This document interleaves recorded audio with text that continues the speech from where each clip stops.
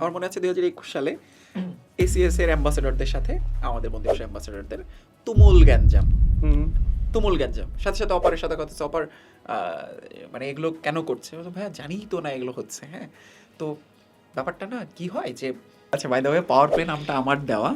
Cricket আমি খুব পছন্দ করি। 2021 সালে আমার মনে আছে, এখনও পোস্ট আছে 21-এ।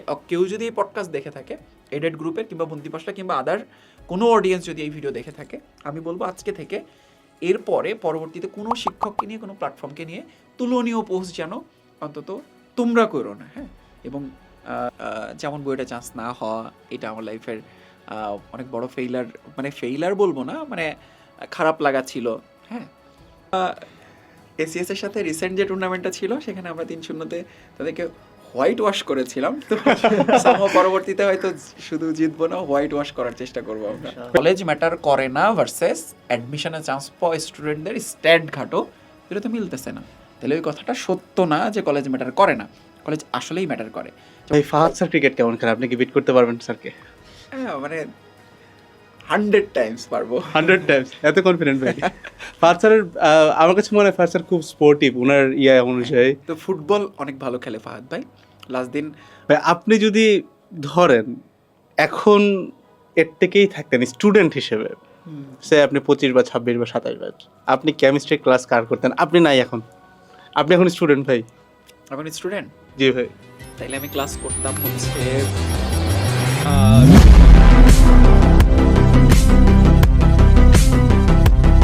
আসসালামু আলাইকুম সবাইকে, welcome to the podcast arranged by added group. আজকে আমাদের সাথে গেস্ট হিসেবে যিনি আছেন তিনি হচ্ছেন বন্দি পাঠশালার ফাউন্ডার আব্দুর রহমান ভাইয়া। ভাইয়া ভালো আছেন? আসসালামু আলাইকুম।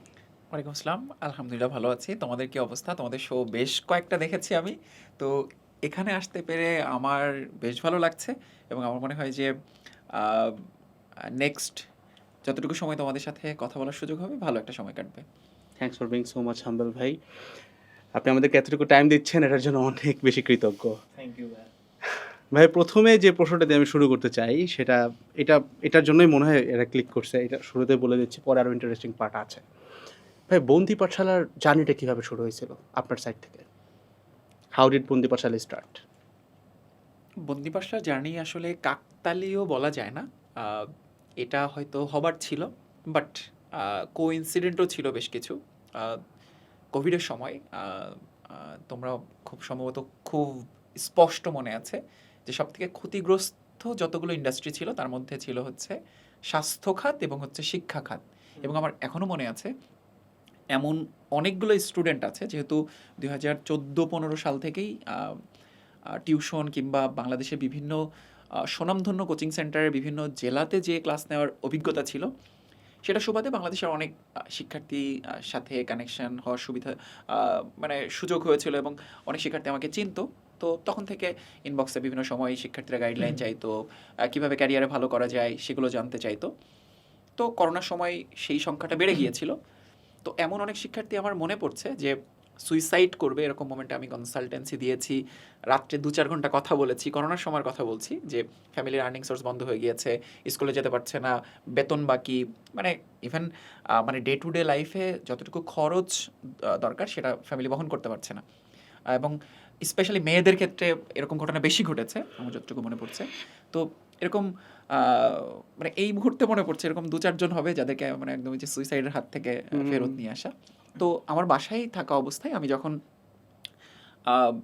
জুমে শিক্ষার্থীদেরকে পড়াচ্ছি, আমার হঠাৎ মনে হলো যে আচ্ছা জুমে তো আমি 20 জনকে পড়াচ্ছি, 25 জনকে পড়াচ্ছি, আমি বাজার থেকে হোয়াইট বোর্ড কিনে নিয়ে আসলাম। হোয়াইট বোর্ড কিনে নিয়ে আসার পরে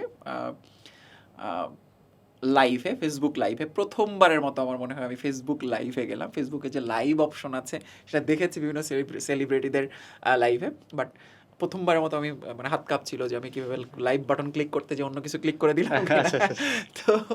তো লাইভে গেলাম, 50 জন মানুষ ছিল।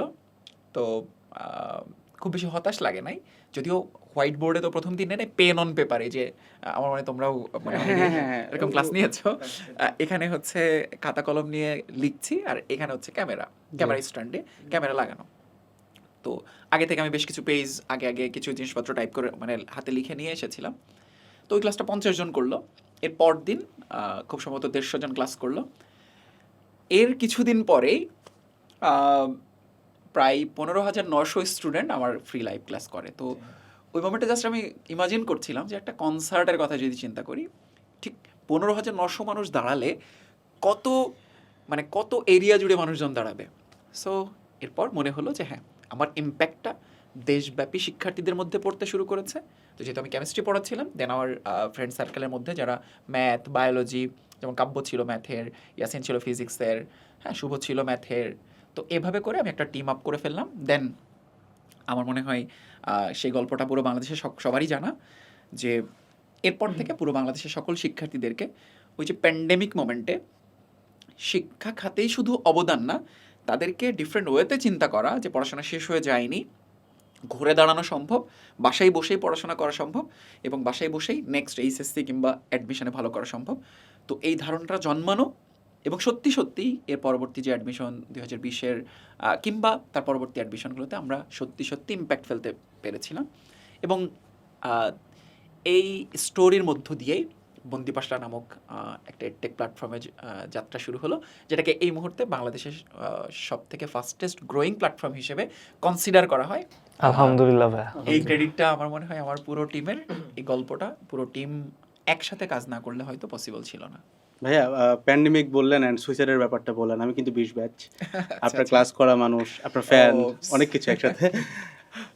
বন্দি পাঠশালা নামটার সাথে কি প্যান্ডেমিকটা জড়িত, রাইট? হ্যাঁ হ্যাঁ হ্যাঁ, কমপ্লিটলি এখনো মানে যে কোনো জায়গায়, ইভেন আমার বেশ কিছু কান্ট্রিতে যাওয়া হয়েছে, যেমন সিঙ্গাপুরে বন্দি হাউ ইট ইজ, হ্যাঁ মানে বন্দি। তো এটা কিন্তু আসলে বন্ধকেই বোঝায়, প্যান্ডেমিকের সাথে বের হতে connected। পারছি না। পরবর্তীতে কিন্তু এরকম হয়েছে যে আচ্ছা তোমাদের নামটাও বেশ সুইট, এড, হ্যাঁ। তো আমাদেরও কিন্তু এরকম এরকম বেশ কয়েকটা রেকমেন্ডেশন এসেছিল যে বিপি একাডেমি করবো কিনা, বতে বন্দি, আর পিতে হচ্ছে পাঠশালা বা মানে বিপি একাডেমি কিংবা বিপি টাইপের কোনো ধরনের নাম আমরা দিব কিনা। আমরা আসলে এটা চাই নাই, এটা ছিল আমাদের রুট, এটা ছিল আমাদের ফাউন্ডেশন, হ্যাঁ, যেটা আমাদেরকে এরকম একটা ভয়াবহতা সম্পর্কে আমাদেরকে স্মরণ করায়। সো আমরা আমাদের রুটকে আসলে ভুলে যেতে চাই না। আচ্ছা ভাই, আপনার কাছে একটা কোয়েশ্চেন, আমরা এডটেক নিয়ে অনেক কথা বলবো, বাট তার আগে একটা কোয়েশ্চেন আমার কাছে মনে হয় এটা ভাইয়াই সবচেয়ে ভালো করে অ্যান্সার করতে পারবেন। সেটা হচ্ছে বাংলাদেশে আসলে ভাইয়া টেক্সটাইল ইঞ্জিনিয়ারিং এর ফিউচারটা কীরকম আপনার মতে? আমার মনে হয় যে শুধু টেক্সটাইল না বলে আমরা আরএমজি বললে বেটার। রেডিমেড গার্মেন্টস সেক্টরটা বাংলাদেশের হ্যাঁ স্বর্ণযুগ গিয়েছে 90 দশকে, বাট এই মুহূর্তে আমি যদি বলি বাংলাদেশের যদি 1-2টা সেক্টরের কথা বলা হয় যেটা ফাস্টেস্ট গ্রোয়িং এবং সবথেকে ইম্প্যাক্টফুল, যেটা বহির্বিশ্বে আমাদেরকে রিপ্রেজেন্ট করে, তার মধ্যে সবার আগে আরএমজি সেক্টরের কথাই আসবে।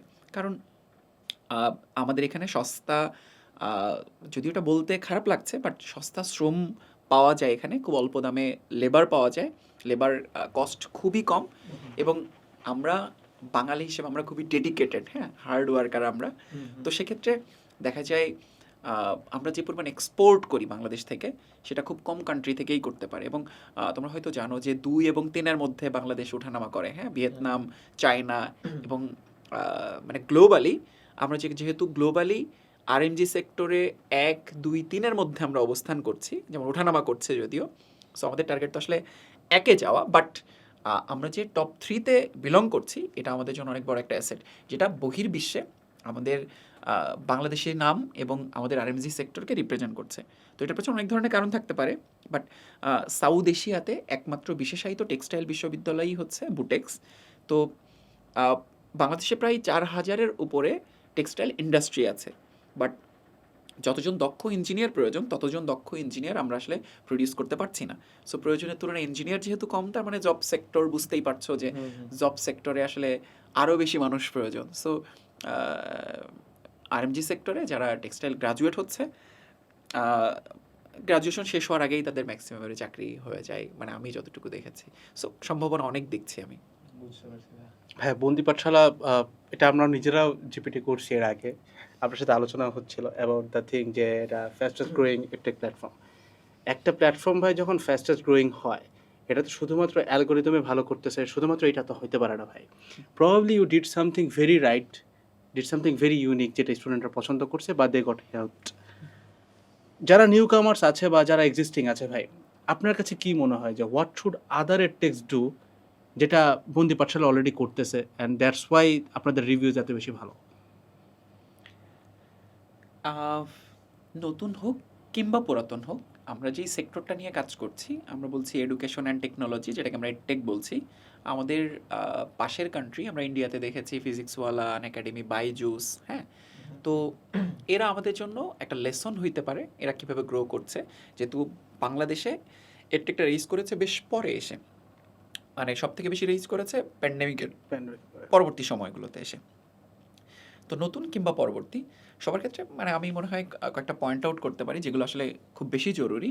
এক হচ্ছে এটা যেহেতু একটা সার্ভিস বেজ, টেকনোলজি বেজ, আমি বিজনেসই বলবো এটাকে, একটা সিস্টেম বা বিজনেস চাই, একটা সিস্টেম বা বিজনেস আমরা যেটাই বলি না কেন, সার্ভিস যাই বলি না কেন। তো এখানে যেটা সব থেকে বেশি জরুরি যে আমার কাস্টমার কিংবা আমার স্টুডেন্ট কিংবা আমার অডিয়েন্স অ্যাকচুয়ালি কি প্রয়োজন সেটা অ্যাকচুয়ালি কমিটমেন্ট রেখে এনশিওর করা। হ্যাঁ, কমিটমেন্ট রেখে এনশিওর করা। এইটা নিউ কামার কিংবা 5 বছর 10 বছর ধরে কেউ এক ইন্ডাস্ট্রিতে কাজ করছে সবার ক্ষেত্রেই সত্য।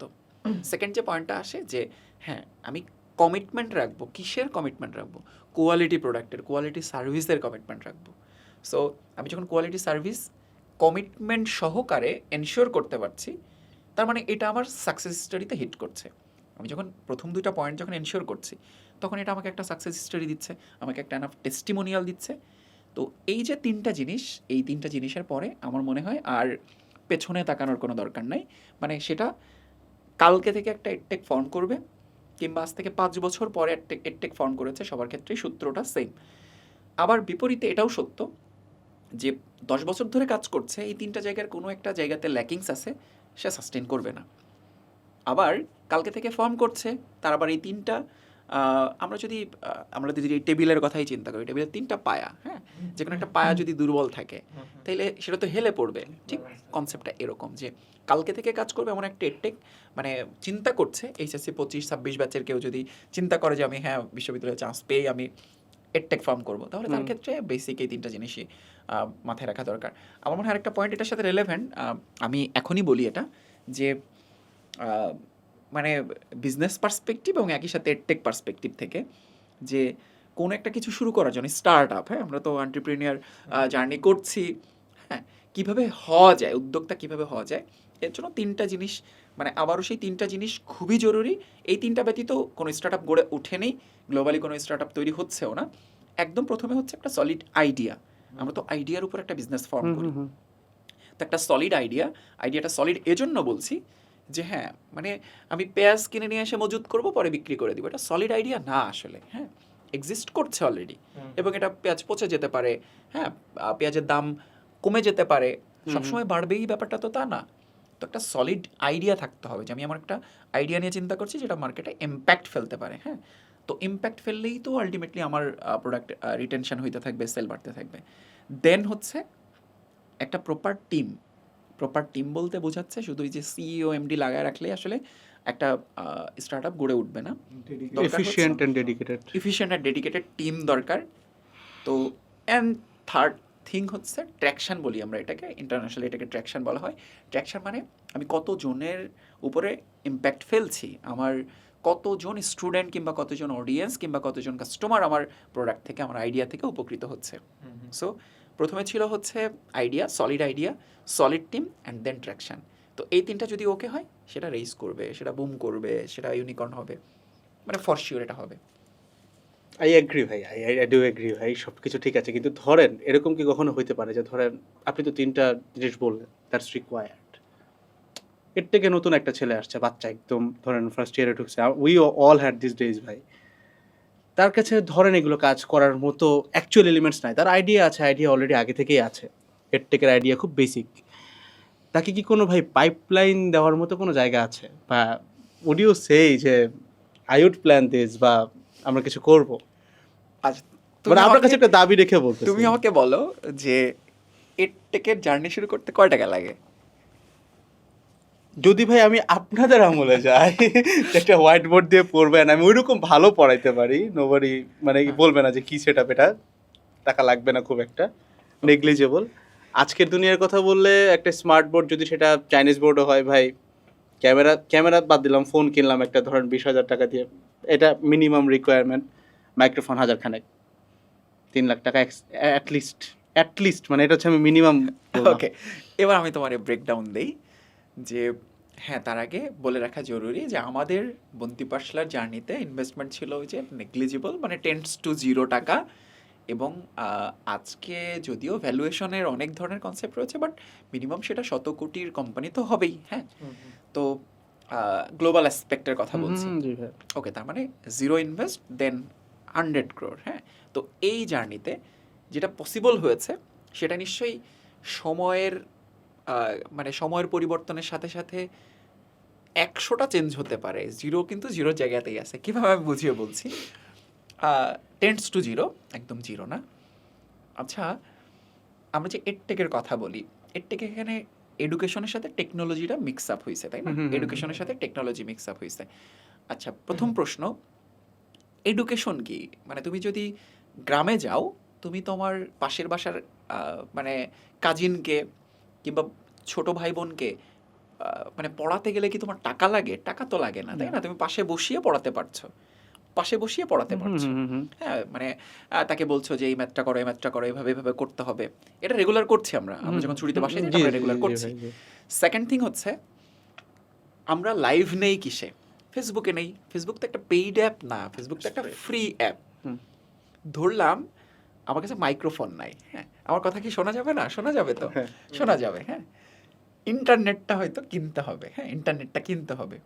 ইভেন আমার মনে আছে যে প্রথম দিনে তো আমার কাছে স্ট্যান্ড ছিল না, একটা বইয়ের উপর আরেকটা বই, আরেকটা বইয়ের উপর আরেকটা বই, দেন একটা স্কেলের উপর ফোন রেখে আমি একটা স্ট্যান্ড বানাইলাম। হ্যাঁ, স্ট্যান্ড বানিয়ে দেন আমি ক্লাস নিচ্ছি। আমার কাছে ছিল মানে বাটন ফোন না, যে কোনো ধরনের অ্যান্ড্রয়েড ফোন হইলেই হবে, অ্যান্ড্রয়েড ফোন যেটাতে ক্যামেরা আছে, হ্যাঁ, আর যেই ফোন দিয়ে লাইভে যাওয়া যায়। তুমি জাস্ট এখান থেকে শুরু করে দেখো। তুমি একজন টিচার, তোমার যদি কন্টেন্ট ভালো হয় এবং তোমার যদি বেস ভালো হয়, তুমি যদি ভালো মতো প্রেজেন্ট করতে পারো, তাহলে দেখো এই যে আমার কি দরকার, মানে শুধু 50 টাকায় কত এমবি হয়? 50 টাকায় আমার মনে হয় 2-3 জিবি হয়ে যায়। তুমি একটা ক্লাস নিয়ে দেখো, একটা ক্লাসই বুম করতে পারে, ওই একটা ক্লাসে মিলিয়ন ভিউজ হইতে পারে। তুমি এমন কিছু পড়াচ্ছ ওই ক্লাসে, যে ক্লাসটা মানে অনেক স্টুডেন্টদের কাছে খুব ইজি অ্যাক্সেসিবল মনে হচ্ছে, অ্যাফোর্ডেবল মনে হচ্ছে, ইম্প্যাক্টফুল।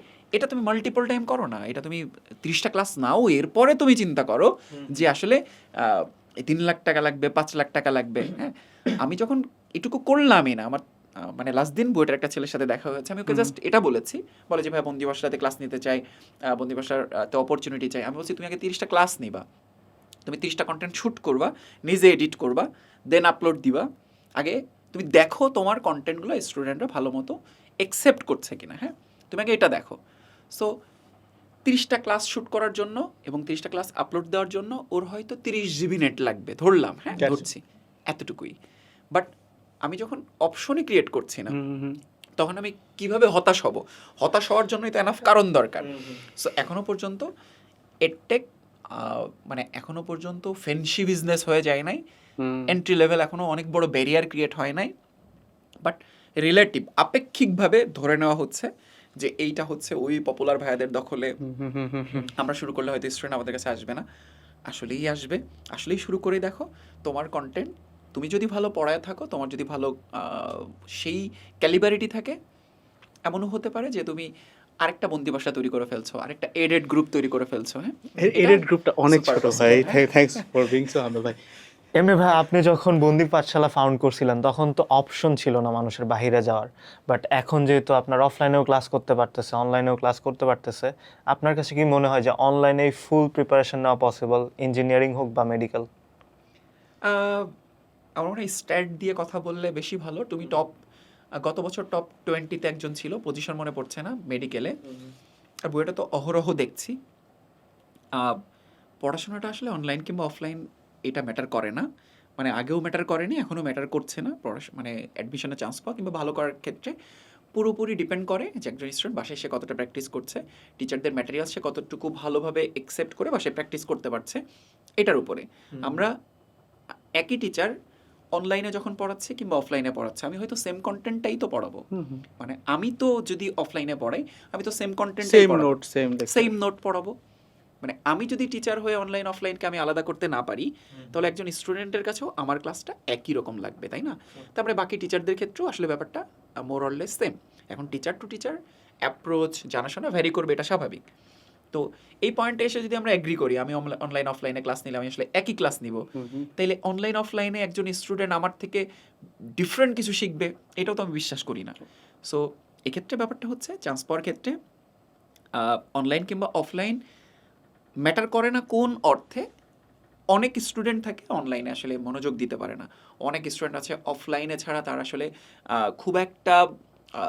খুব একটা মনোযোগ আসে না, হ্যাঁ, অফলাইন ছাড়া।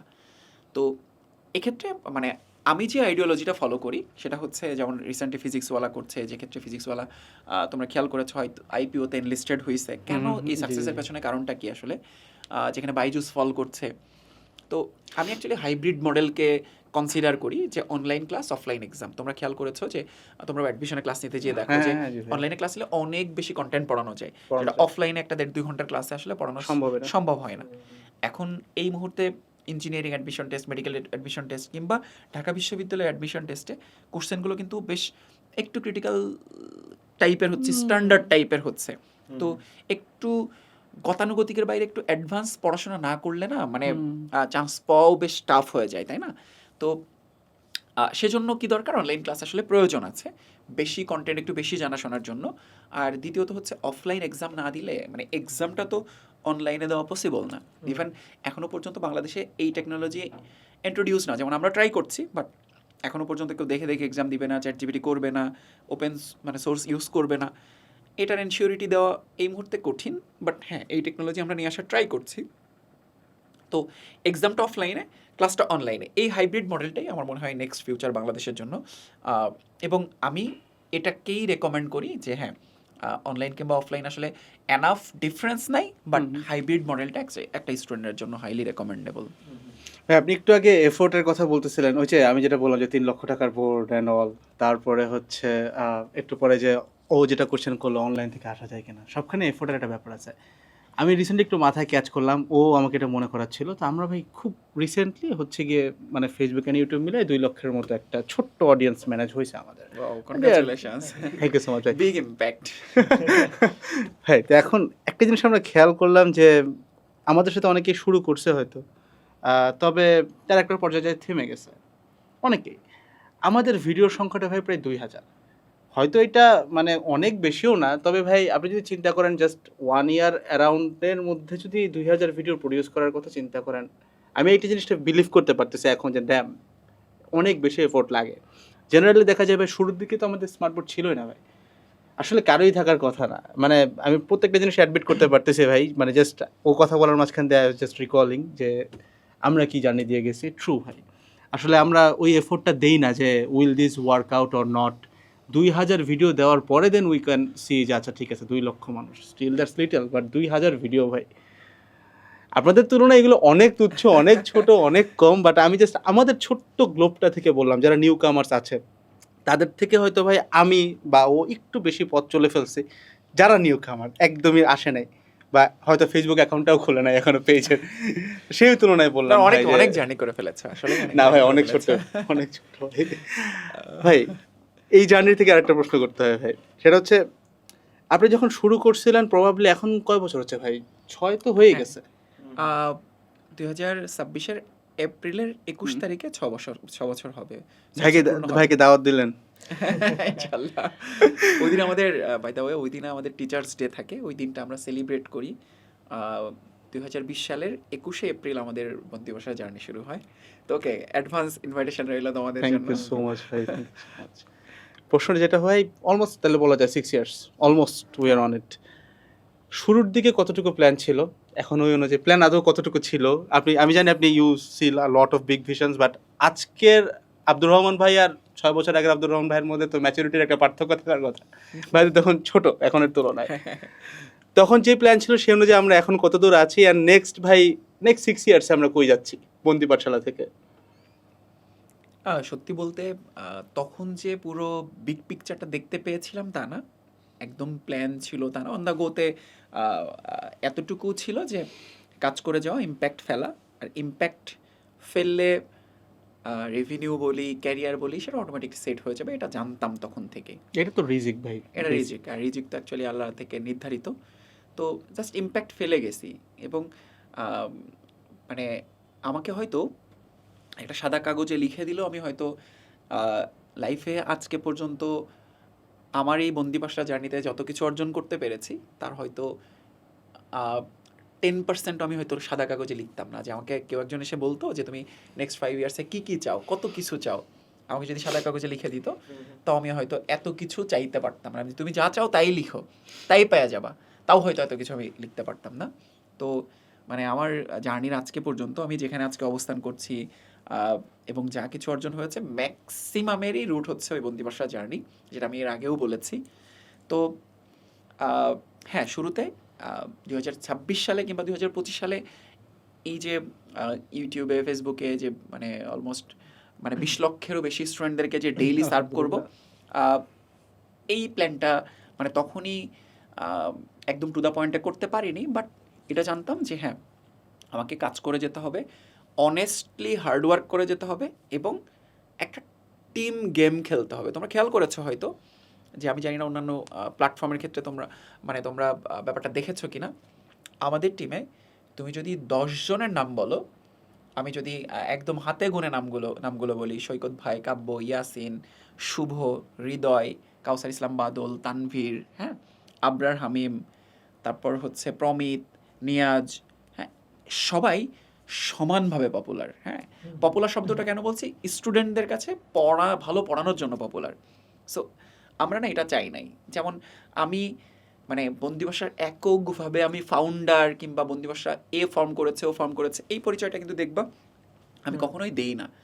আমরা সবাই এটা ফর্ম করেছি, আমরা সবাই ফাউন্ডিং মেম্বার, আমাদের সবার ক্রেডিবিলিটি সমান। হ্যাঁ, তো এতে যেটা হয়েছে, আমরা যে টিম গ্রো করেছি, তো এই জন্য যে ওই মোমেন্টে হয়তো স্বপ্নটা বড় দেখেছিলাম, বাট ওই স্বপ্ন ছুতে পারার জন্য আসলে এই পুরো টিম গেম যে একসাথে ওঠা, এটা সব থেকে বেশি হেল্প করেছে। তো এই জন্য আমি জানি না যে আল্লাহ কী লিখে রেখেছে, হয়তো ফল করলেও মানে ফলিং হতে সময় লাগবে, কারণ এই যে টিম সহ উঠেছি, তাহলে মানে আলটিমেটলি যে কোনো মানে টিম গেমের এফোর্ট, মানে 10-এর লাঠি 1-এর বোঝা আমরা তো বলি, তাই না? তো মানে ব্যাপারটা আসলে তাই।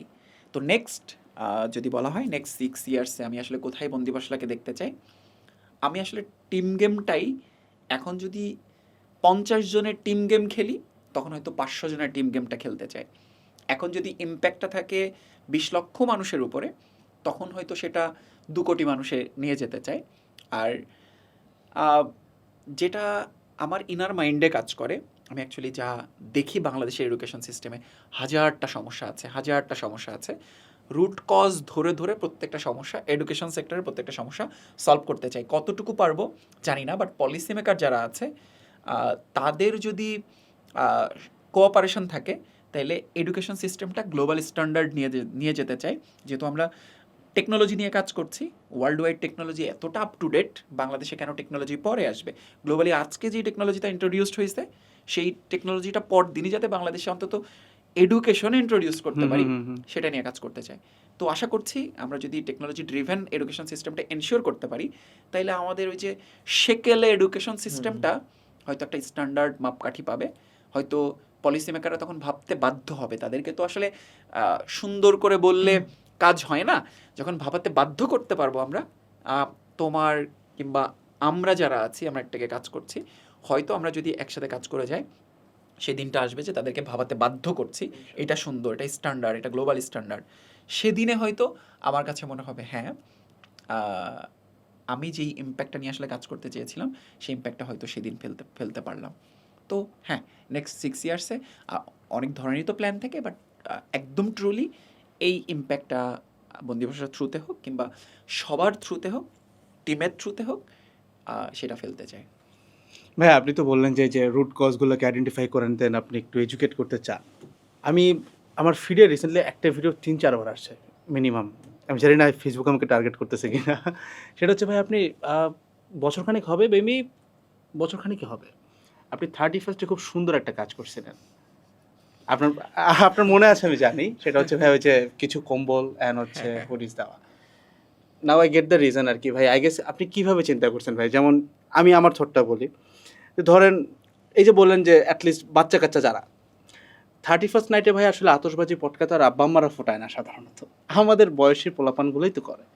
তার মানে কি আপনি ভাই এরকম চিন্তা করছেন যে যেহেতু আমার টিজি বা টার্গেট গ্রুপ হচ্ছে এই এইজের বাচ্চা কাচ্চারা, দে শুড গেট এডুকেটেড, যে পকেটে যতটুকু টাকা আছে একটা ফানুস না কিনে আমি একটা কম্বল কিনি, এটাই কি ভাই? আহ,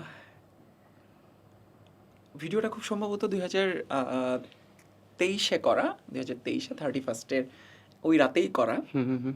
আমি রাত্রে বের হয়েছি, গাড়ি নিয়ে বের হওয়ার পরে আমার চোখের সামনেই আহ, এত জোরে মানে বাজি ফুটেছে এবং আহ, মানে আকাশে এত এত ফানুস উঠছে, আমি চোখের সামনে দেখতে পেলাম যে বেশ কিছু পাখি জাস্ট ওই মানে হয়তো আহ, মানে শখে। হ্যাঁ শখেই হয়তো পড়েছে, আমার গাড়ির সামনেই পড়েছে। আচ্ছা। গাড়িটা থামালাম, তো ব্যাপারটা খুবই খারাপ লাগলো আমার কাছে। তো ওই মোমেন্টেই আসলে কন্টেন্টটা শ্যুট করা। তখন আচ্ছা। বাজে রাত সম্ভবত 12:30 বাজে তখন। হ্যাঁ, তো ওদিন আমি মূলত গিয়েছিলাম, বেশ কিছু হুডি কিনেছিলাম অ্যাকচুয়ালি। আমার মনে আছে যে সাদা কালো কালারের বেশ কিছু হুডি আমি মানে মনে হলো যে প্রচণ্ড ঠান্ডা পড়ছে, যে কিছু হুডি বিতরণ করে আসি। তো তখন মনে আসলো আচ্ছা, মানে আমার মাথায় আসলো আচ্ছা, আহ, এই যে মানুষ উড়াচ্ছে, অনেক তো মজা হচ্ছে, বাট আমি এই যে হুডি বিতরণ করছি আমিও তো গুড ফিল করছি।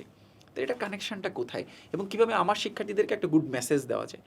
তখন মানে এই লাইনটা মানে এই ভিডিওটা মানে মানে প্রায় লক্ষাধিক শেয়ার হয়েছে বিভিন্ন জায়গাতে। মানে আহ, আমি একটা পেজে দেখলাম ওখানে মানে 4 মিলিয়ন ভিউজ হয়েছে এই ভিডিওটা, মানে অনেক জায়গায় ভিডিওটা এটা ছড়িয়েছে। টিজির বাইরে চলে গেছে ভাই তো, একদম। দেখলাম যে এবছর লিলিপুট ফারহান একটা দারুণ উদ্যোগ নিয়েছে যে হ্যাঁ, প্রতিদিন প্রায় 45 দিন আগে থেকে ও পোস্ট করা শুরু করেছে, রিমাইন্ডার 31st-এ দিচ্ছে। আতশ কিংবা ফানুস উড়ানো নয়, মানে আতশবাজি কিংবা ফানুস উড়ানো নয়।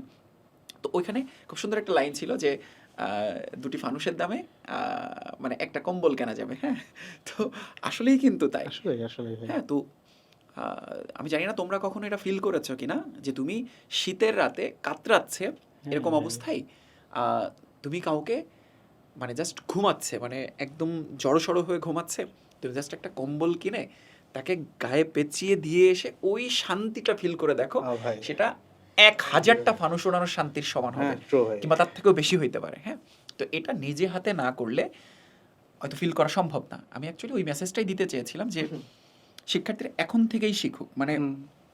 আমার কন্টেন্ট মিডল এইজের আফটার 30-35 এই যে মানুষজনগুলো দেখে না। সাধারণত দেখার কথা না ভাইয়া। আমার কন্টেন্টগুলো কারা দেখে? আমার শিক্ষার্থীরা দেখে, যারা এসএসসি এইচএসসি কিংবা অ্যাডমিশন দিচ্ছে। হুম হুম হুম। তো আমার মনে হয়েছিল যে আমি শিক্ষার্থীদেরকে এখন থেকেই নিয়মানুবর্তিতা শেখাতে চাই। তুমি অনেক কন্টেন্ট দেখবা যেগুলো আমি বাস্তবিক লাইফে শিখেছি, সেগুলো শেখাইতে চাই। কীভাবে রুটিন মেনটেন করতে হয়, কীভাবে কনসিস্টেন্সি বজায় রাখতে হয়, এবং অনেক স্টাডি হ্যাক্সের কন্টেন্ট আমার পার্সোনাল চ্যানেলে আছে, বন্ধুবাসার চ্যানেলে আছে। বাট মানে one of the finest content ছিল হচ্ছে এই যে 31st-এ ফানুস কিংবা আতশবাজি নয়। তবে হ্যাঁ, ভালো লাগছে যে তোমাদেরও সামনে পড়েছে, তোমাদেরও ভালো লেগেছে, এটা শুনে ভালো লাগলো। শুধু সামনে যে ভাই এখন পড়তেছে তা না, এটা আমি ওই যখন আপনি আপলোড করছেন ওই টাইম থেকে আমি তো বললাম ভাই আমার ফ্যান। এখন একটা ব্যাপার কি ভাই, আপনাকে আমি আম গ্রেটফুল টু ইউ এই ব্যাপারটাতে, সেটা হচ্ছে আমাদের একটা প্লে লিস্ট আছে দি আলটিমেট সিলেবাস নামে। যে প্লে লিস্টের আওতায় আমরা কি কাজটা করি ভাই, যে একদম বাচ্চা কাচ্চা যারা, মানে আমাদেরও তো সেম টিজি ভাই, অনেক ছোট পরিসর বাট সেম টিজি তো জায়গা একই। আমি ট্রাই করি যে ভাই ছোটোবেলা থেকে যদি ধরেন একটা সে হয়তো সে গান বাজনা করে টাইম চলে যাচ্ছে, একটা সুরা অ্যাটলিস্ট এখানে এসে 10 মিনিটে শুনে যাক। মানে হয়তো আমি তেলাওয়াতটাতে ভালো না, but I know the explanation. অথবা ধরেন কোনো একটা ভাই মিথ, যেটা হয়তো ইসলামে এরকম আমরা শিখছি হয়তো উল্টাটা, সেটাকে এক্সপ্লেন করার চেষ্টা করি ভাই। আরও একটা সেম প্লেলিস্ট ভাই, বারাকা উইথ স্টাডিজ, এটাতেও আমি বিভিন্ন ধরেন মিথগুলো যেগুলো আছে এখন ধরেন ইউথদের যেগুলো প্রবলেম, যেগুলো হয়তো সে মনে করে যে একজন টিচার মানুষ এটা বলবে কি না, আমি চেষ্টা করি এটা বলার। কখনোই অন স্ক্রিন এটা আমি বলতে পারিনি, বলার সুযোগ হয় না, কারণ ভিডিওগুলো একদম ছোট্ট একটা পরিসরে বানানো হয়। টু বি অনেস্ট আজকে আমি বলতেছি ভাই, ইউ গাইজ আর মাই ইন্সপিরেশনস ভাই। আমি অগ্রজদের কাছ থেকে দেখে শিখছি যে ভাইয়ারা এই কাজগুলো করতেছে।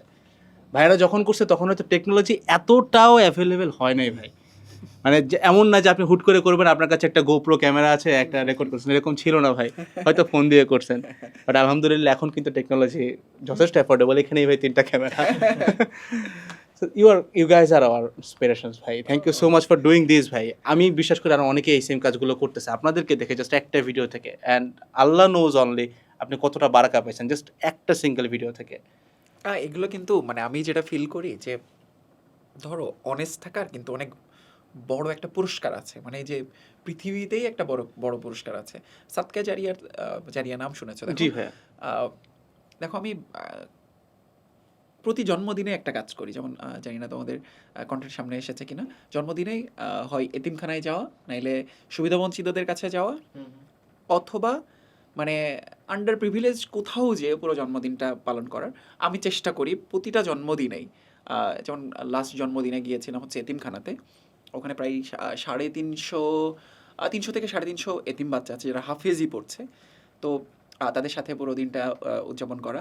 তো মানে জিনিসটা এমন যে এই যে সাদকায়ে জারিয়া, মানে ওরা যে দোয়া করছে, ওরা যে খুশি হচ্ছে, ইভেন যখন তুমি চিন্তা করো যে তুমি একটা স্টাডি হ্যাক্স আপলোড করছো, যেমন আমি তোমার স্টাডি হ্যাক্স দেখেছি অলরেডি, তো স্টাডি হ্যাক্স তুমি আপলোড করছো, ওই স্টাডি হ্যাক্সটা দেখার পর একজন শিক্ষার্থীর নতুনভাবে স্বপ্ন দেখলো, নতুনভাবে তার স্বপ্নটাকে পলিশ করতে পারলো, এবং সামহাও সে বুয়েটে, মেডিকেলে কিংবা ইউনিভার্সিটিতে চান্স পেলো।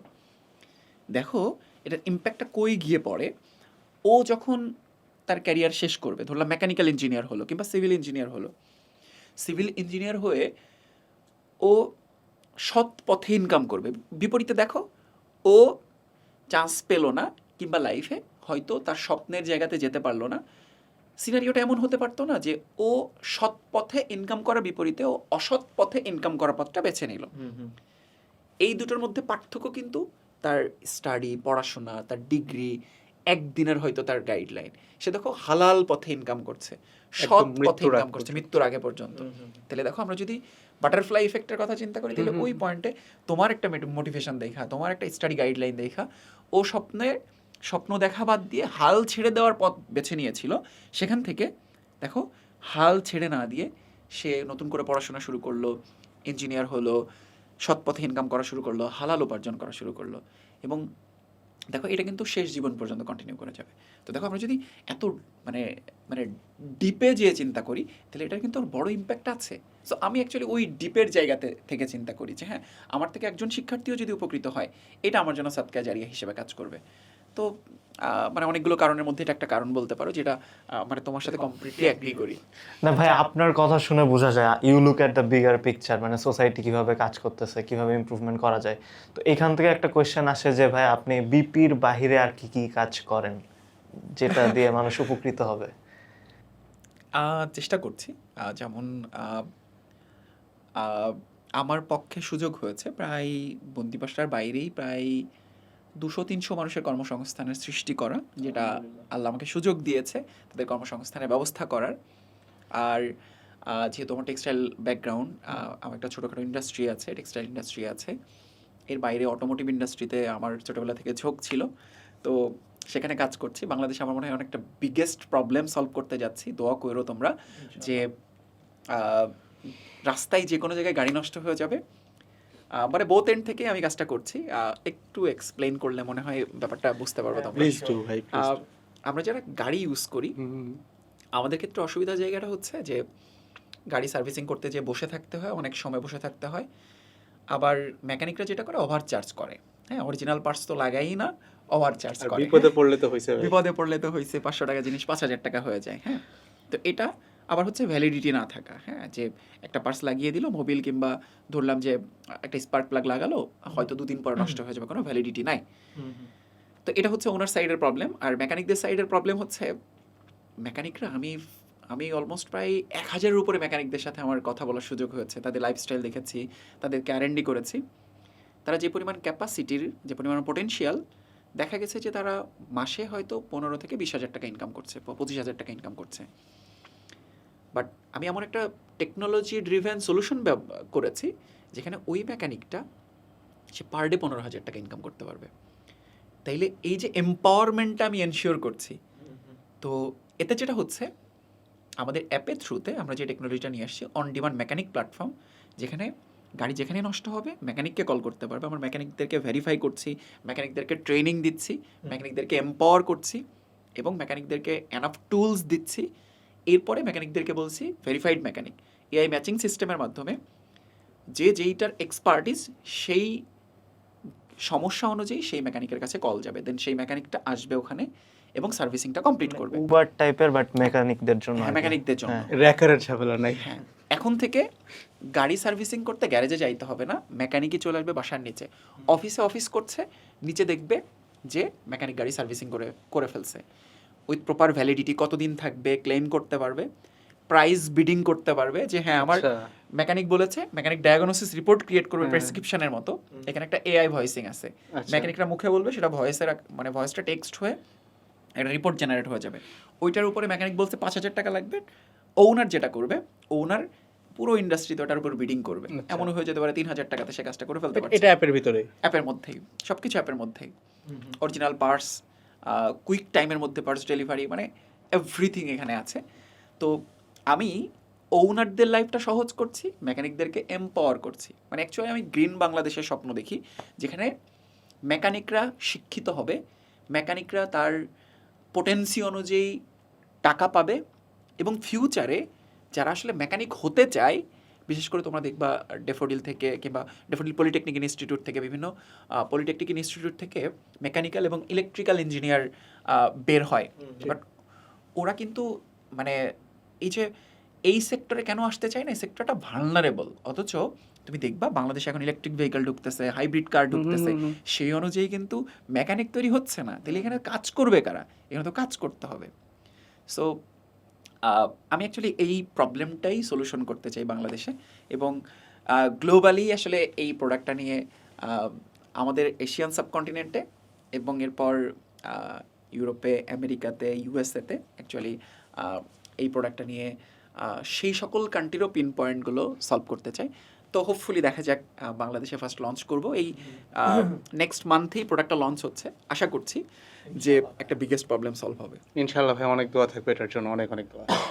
ভাই আমরা আবারও একটু এর থেকে যাই, Sure. গল্পটা যথেষ্ট ইন্সপায়ারিং ছিল, বাট আমার মাথায় একটু ভাবতেছিলাম যে ভাই যদি ধরেন মাওয়া পর্যন্ত যেতে তো অনেক দূর, হ্যাঁ হ্যাঁ, যদি মাঝখানে গাড়ি ব্রেকডাউন করে, না অ্যাকচুয়ালি প্রবলেমটা এসেছে ওখান থেকেই যে যে হঠাৎ রাস্তায় গাড়ি নষ্ট, গাড়ি নষ্ট হুট করে রাস্তায়, তো ওখানে মেকানিকরা এসে তো ওভার চার্জ করে আসলে, ওভারচার্জ করে। তো ওই মোমেন্টে আসলে যেন মেকানিক পাওয়া যায়, এটা ছিল একদম মানে একদম রুট কজ ছিল যে এলিভেটেড এক্সপ্রেস হ্যাঁ।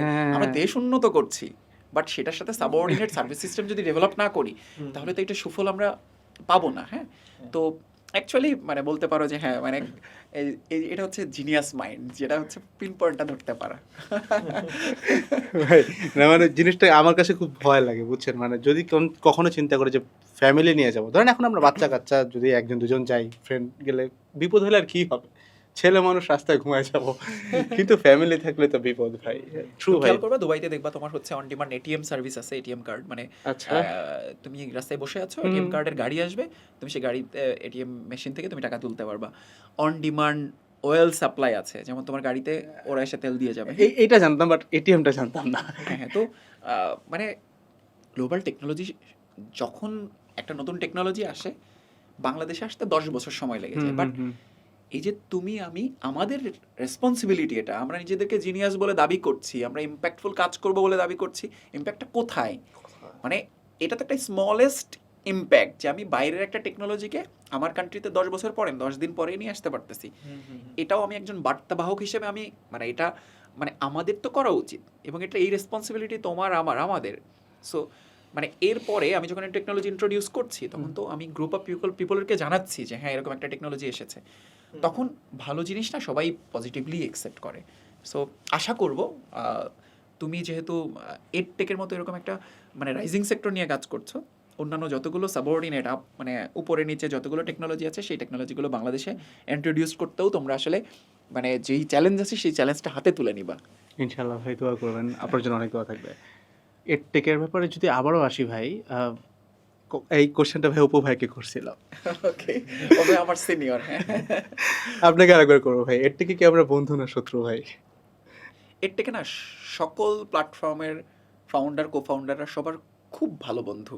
আমার মনে আছে 2021 সালে এসিএস এর অ্যাম্বাসেডরদের সাথে আমাদের বন্দিবসা অ্যাম্বাসেডরদের তুমুল গ্যাঞ্জাম, সাথে সাথে অপারের সাথে কথা হচ্ছে, অপার মানে এগুলো কেন করছে, ভাইয়া জানি তো না এগুলো হচ্ছে। হ্যাঁ, তো ব্যাপারটা না কি হয় যে স্টুডেন্টদেরকে ভুল ধরছি না, ওরা না সম্মান মায়া কিংবা ওই যে থাকে না যে ভাইয়াকে পছন্দ করা, ভাইয়াদের প্ল্যাটফর্ম পছন্দ করা, প্ল্যাটফর্মের প্রতি মানে এক প্রকার মানে মমত্ববোধ থেকে আসলে এই কাজগুলো করে। হ্যাঁ, তো আমরা সবসময় বলার চেষ্টা করেছি যে দেখো মানে আমরা যারা প্ল্যাটফর্মের ফাউন্ডার কো ফাউন্ডার মানে দিন শেষে কিন্তু দেখো মানে আমরা একসাথে বসছি, কথা বলছি, আড্ডা দিচ্ছি, প্রবলেম হলে ডিসকাস করছি, কেউ না কারো মানে কম্পিটিটরও না। হ্যাঁ, সত্যি বলতে কেউ কারো কম্পিটিটরও না, যে অ্যাকচুয়ালি আমার ক্লাস পছন্দ করে, মানে আমার ক্লাস তার ভালো লাগে,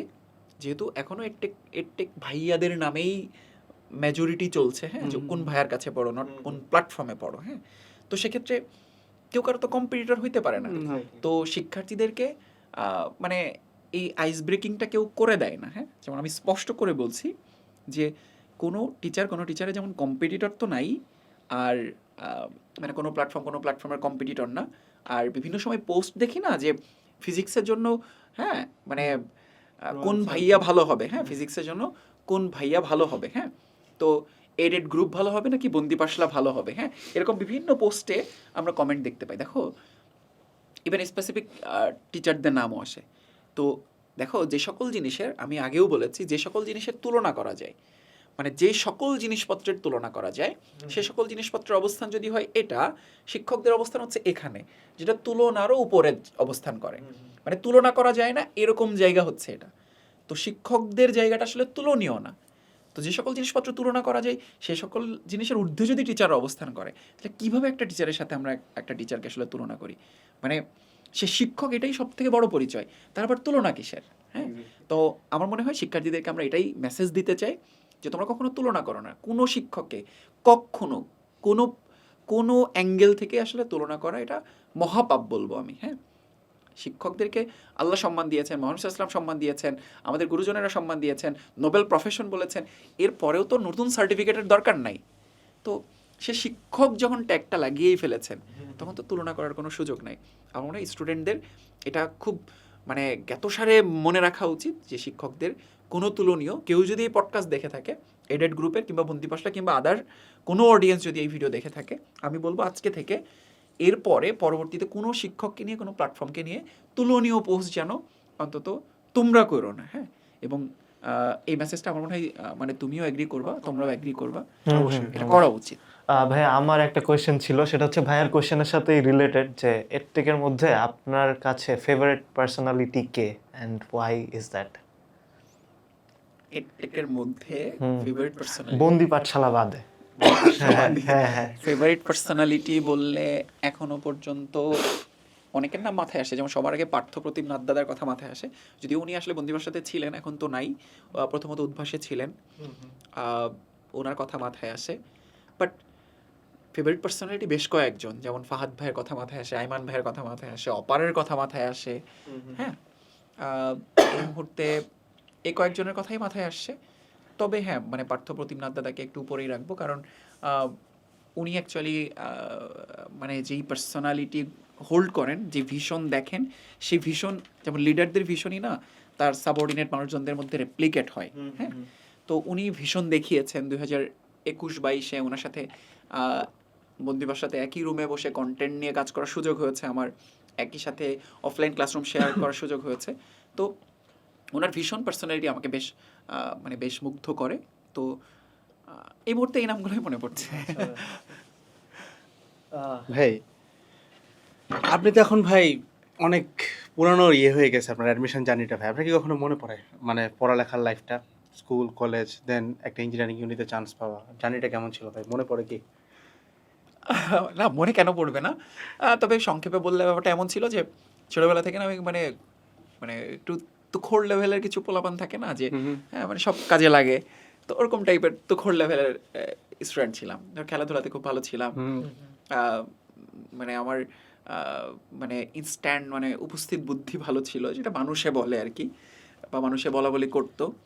তো আহ, যেমন যে কোনো কিছু হলে ও ফার্স্ট হয়ে যাবে, ও ফার্স্ট হয়ে যাবে, একটা কুইজ কুইজ কুইজ প্রতিযোগিতা হলো, ও প্রথম হয়ে যাবে, প্রথম হয়ে যাবে, হ্যাঁ।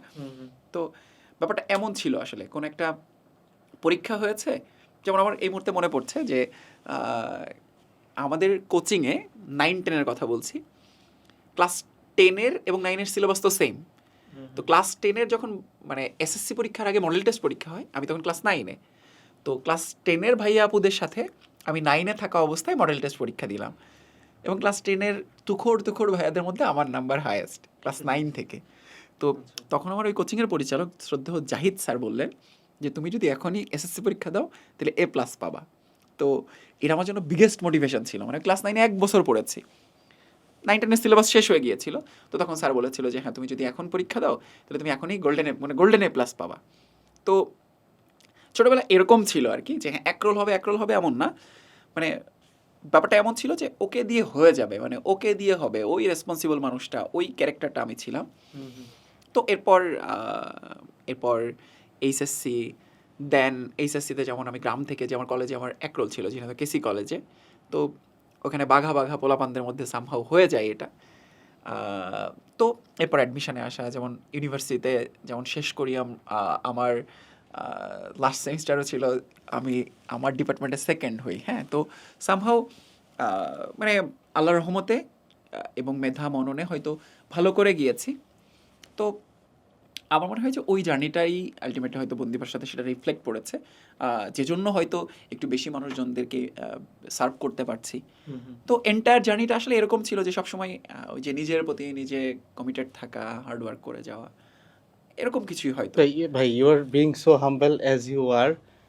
ভাই আসলে কি এতটা জয়ফুল ছিল সবসময়, যে like you are always smiling, এটা হচ্ছে কষ্টের দুই একটা পার্ট বলেন ভাই, আই নো দেয়ার ইজ, আপনাকে দেখলে বোঝা আমাদের যাচ্ছে। প্রত্যেকদিন হাজারটা ইস্যু থাকে, ফেসবুক পেজ থেকে শুরু করে ইউটিউব চ্যানেলের, এরকম আপনার তো ইস্যু ফেস করতে হয়েছে মনে হয়, যদি একটু শেয়ার করতেন। সবকিছু মিলাই ভাই, আপনার অ্যাডমিশন জার্নি তো অবভিয়াসলি কোনো না কোনো ইস্যু থাকবেই ভাই। আই নো যেটা আপনি না, না, লুকাচ্ছেন যে ইউ আর বিং issue হাম্বল, কেন থাকবো না, ইউ আর issue বিং কেন হাম্বল থাকবো না? ভাই, আর কিছু না। ভালো খারাপ মোমেন্ট মিলিয়েই তো মানুষ, যেমন বইটা চান্স না হওয়া, এটা আমার লাইফের অনেক বড় ফেইলার, মানে ফেইলার বলবো না, মানে খারাপ লাগা ছিল, হ্যাঁ। আমার মা চাইতেন যে মানে আমরা তো এক ভাই এক বোন, আমার বোন হচ্ছে ডাক্তার হোক, ছেলে ইঞ্জিনিয়ার হোক, হ্যাঁ। তো অপু যেমন সলিমুল্লাহ মেডিকেলে চান্স পেয়েছে, আমার 1 বছর বড় আমার বড় বোন, ও পরবর্তীতে FCPS করছে এখন। তো হ্যাঁ, আল্লাহ আমাকে হয়তো ইঞ্জিনিয়ার বানিয়েছে, বাট মানে বুয়েটে পড়তে পারিনি, এটা একটা খারাপ লাগার জায়গা ছিল। তো এটা ছিল হচ্ছে একাডেমিক লাইফের খারাপ লাগার জায়গা। আর দেন হচ্ছে হ্যাঁ, দুনিয়াটা একটু অদ্ভুত, একটু ইন্টারফেয়ার করি, ডোন্ট ইন্টারাপ্ট। আপনি বলতেছেন যে বুয়েটে না পড়ার কারণে ইউ ফিল স্যাড, আমি বুয়েটে আই ফিল স্যাড, আমি কেন ইয়ার ভাই না? ওপার থেকে না ওই যে কাশবন অনেক ঘন মনে হয়, হ্যাঁ। এগেইন ভাই আলহামদুলিল্লাহ ফর এভরিথিং ভাই, না, obviously definitely, please definitely, sorry to আলহামদুলিল্লাহ, ইন্টারফেয়ার ভাই। তো বিপিএল লাইফটা এবার বিপিএল লাইফে ভালো লাগা খারাপ লাগা সব তো আছেই। 2021 সালে একবার আমাদের সার্ভিস নিয়ে বড় ইস্যু হয়েছিল, আমাদের একজন টিচারকে নিয়েও সামহাও কিছু সমালোচনার জায়গা ক্রিয়েট হয়ে যায়। তখন শিক্ষার্থীদের মধ্যে বয়কট আন্দোলন শুরু হয়ে যায় যে হ্যাঁ বন্দিপাশা বয়কট করো, বন্দিপাশা বয়কট করো। তখন একবার মনে হয়েছিল যে আচ্ছা এই জার্নিটা কি এমন দিকে আগাচ্ছে যে জার্নিটা আসলে শেষ দেখে ফেলেছে। তখন না খুব মানে ব্যাড ফিলিংস হতে শুরু করলো যে অলরেডি 1.5 বছর হয়ে গিয়েছে, যেখানে অনেকগুলো ট্রু স্টোরি আছে, যেমন 25-26টা জেলাতে অলরেডি ভিজিট করেছি, অনলাইনে একটা নির্দিষ্ট লাইভে 15-20 হাজার মানুষজন ক্লাস করছে, এতগুলো স্টুডেন্টদেরকে ইম্প্যাক্ট ফেলার পরে সেই জার্নিটা শেষ হয়ে যাবে। তো একদিনের জন্য মনে হয়েছিল হয়তো মানে আবার জিরো হয়ে গেলাম, হ্যাঁ। তো ওই মুহূর্তে শক্তি সঞ্চার করাটা বেশ কঠিন ছিল, বরং ওই মোমেন্টে যেমন পার্থপ্রতিম নাদ্দাদার কথা বলছি, পার্থপ্রতিম নাদ্দাদা ওই দিন সারাদিন মানে আমাদের পান্থপথে 10তলাতে আমাদের স্টুডিও ছিল, সারাদিন পার্থদা সারাদিন বাসায় ছিল। সৈকত ভাইয়ের কথা বলছি, সৈকত ভাই এবং পার্থদা সারাদিন বুঝাইছে যে দেখো এটা করো এটা করো এটা করো, ঘুরে দাঁড়াও, হ্যাঁ। পজিটিভ কথাবার্তাগুলো বলছিল। ওদিন মনে আছে সন্ধ্যায় ইয়ামসা ডিস্ট্রিক্টে নিয়ে খাইতে নিয়ে গেছে পার্থদা এবং সৈকত ভাই দুজনেই। তো মানে আমি বিশ্বাস করছি না, তারা আমাকে বিশ্বাস করাতে বাধ্য করছে যে হ্যাঁ হয়ে যাবে হয়ে যাবে। তো ওদিনের কামব্যাকটা আমার মনে হয় যে খুবই জরুরি ছিল, না হলে হয়তো গিভ আপ করে ফেলতাম। এরপরে আহ, আমার মনে হয় আল্লাহর রহমত এটা যে আমার লাইফে যতই চ্যালেঞ্জিং মোমেন্ট আসুক না কেন আমি মানে গিভ আপ করি না আসলে, মানে খুব জলি থাকি সব সময়, হ্যাঁ, মানে মেনে নেওয়া আসলে, হ্যাপি থাকা, মেনে নেওয়া, হ্যাঁ, এটা মানে প্রিটেন্ড করা না, অ্যাকচুয়ালি আমি ভেতর থেকেই সবসময় এটা ধারণ করার চেষ্টা করি যে হ্যাঁ মানে আমি পজিটিভ থাকলে আমার পজিটিভ এনার্জিটা চারিদিকে সঞ্চারিত হবে, আমি যদি নেগেটিভ থাকি তাহলে আমার আশপাশের মানুষজনগুলোকে আমি নেগেটিভ বানিয়ে ফেলবো। তাহলে যেহেতু আমাকে কিছু মানুষজন ফলো করে, কিছু মানুষজন আমাকে দেখে, কিছু মানুষজন আমার কথা শুনে, আমি অফিসে গেলে যেমন 12 ঘন্টা আমি অফিসে থাকি, 14-16 ঘন্টা অফিসে থাকি, অফিস তো আমাকে দেখে সবার শক্তিগুলো মানে তারা অ্যাবজর্ব করে, তাই না? They should feel the energy. হ্যাঁ, তো তাদের সেই এনার্জিগুলো আমি যদি মানে নেগেটিভ এনার্জিতে রূপান্তরিত করি তাহলে এন্ড অফ দ্য ডে কী হবে যে মানে সার্ভিসটা প্রপারলি বের মানে হবে আমি না ভাই। সার্ভিসটা মানে বেটার সার্ভিস হয়তো দিতে পারবো না। তো এই জন্য মানে এটা একটা লম্বা সময়ের প্র্যাকটিস, বাট প্র্যাকটিস করতে করতে এটা হয়তো সামহাও ধারণ করে ফেলেছি, এখন এটা ন্যাচারাল হয়ে গেছে। বুঝতে পারছি ভাই। ভাই এমনি অ্যাডমিশন রিলেটেড আর একটা কোয়েশ্চেন যে অ্যাডমিশনের ক্ষেত্রে এইচএসসি কোন কলেজ থেকে করতেছে বা কলেজ কতটা ম্যাটার করে? আমরা সবসময় বলার চেষ্টা করি আমরা ও যারা কিন্তু ভাই আমার চেয়ে educator, কঠিন কোশ্চেন করতেছে আজকে অনেক। আমরা সবসময় কিন্তু বলার চেষ্টা করি যে কলেজ ম্যাটার করে না আসলে, হ্যাঁ, আমরা সবসময় বলি স্টুডেন্টদেরকে মোটিভেট করার জন্য বলি হ্যাঁ কলেজ ম্যাটার করে না, বাট তুমি অ্যাডমিশনের চান্সের দিকে যাও, অ্যাডমিশনে কোন স্টুডেন্ট সব থেকে বেশি চান্স পাচ্ছে, কোন কলেজ থেকে বেশি চান্স পাচ্ছে, রেশিওটা দেখো। নটরডেম কলেজ আসতেছে, বিকারণিচা আসতেছে, ডিআরএমসি আসতেছে, তাই না? তো এই যে আদমজি আসতেছে, টপ সারির এই কলেজগুলো আসতেছে, কেন আসতেছে তাইলে? কলেজ ম্যাটার করে না ভার্সেস অ্যাডমিশনে চান্স পাওয়া স্টুডেন্টদের স্ট্যাট ঘাটো, এটা তো মিলতেছে না। তাহলে ওই কথাটা সত্য না যে কলেজ ম্যাটার করে না, কলেজ আসলেই ম্যাটার করে।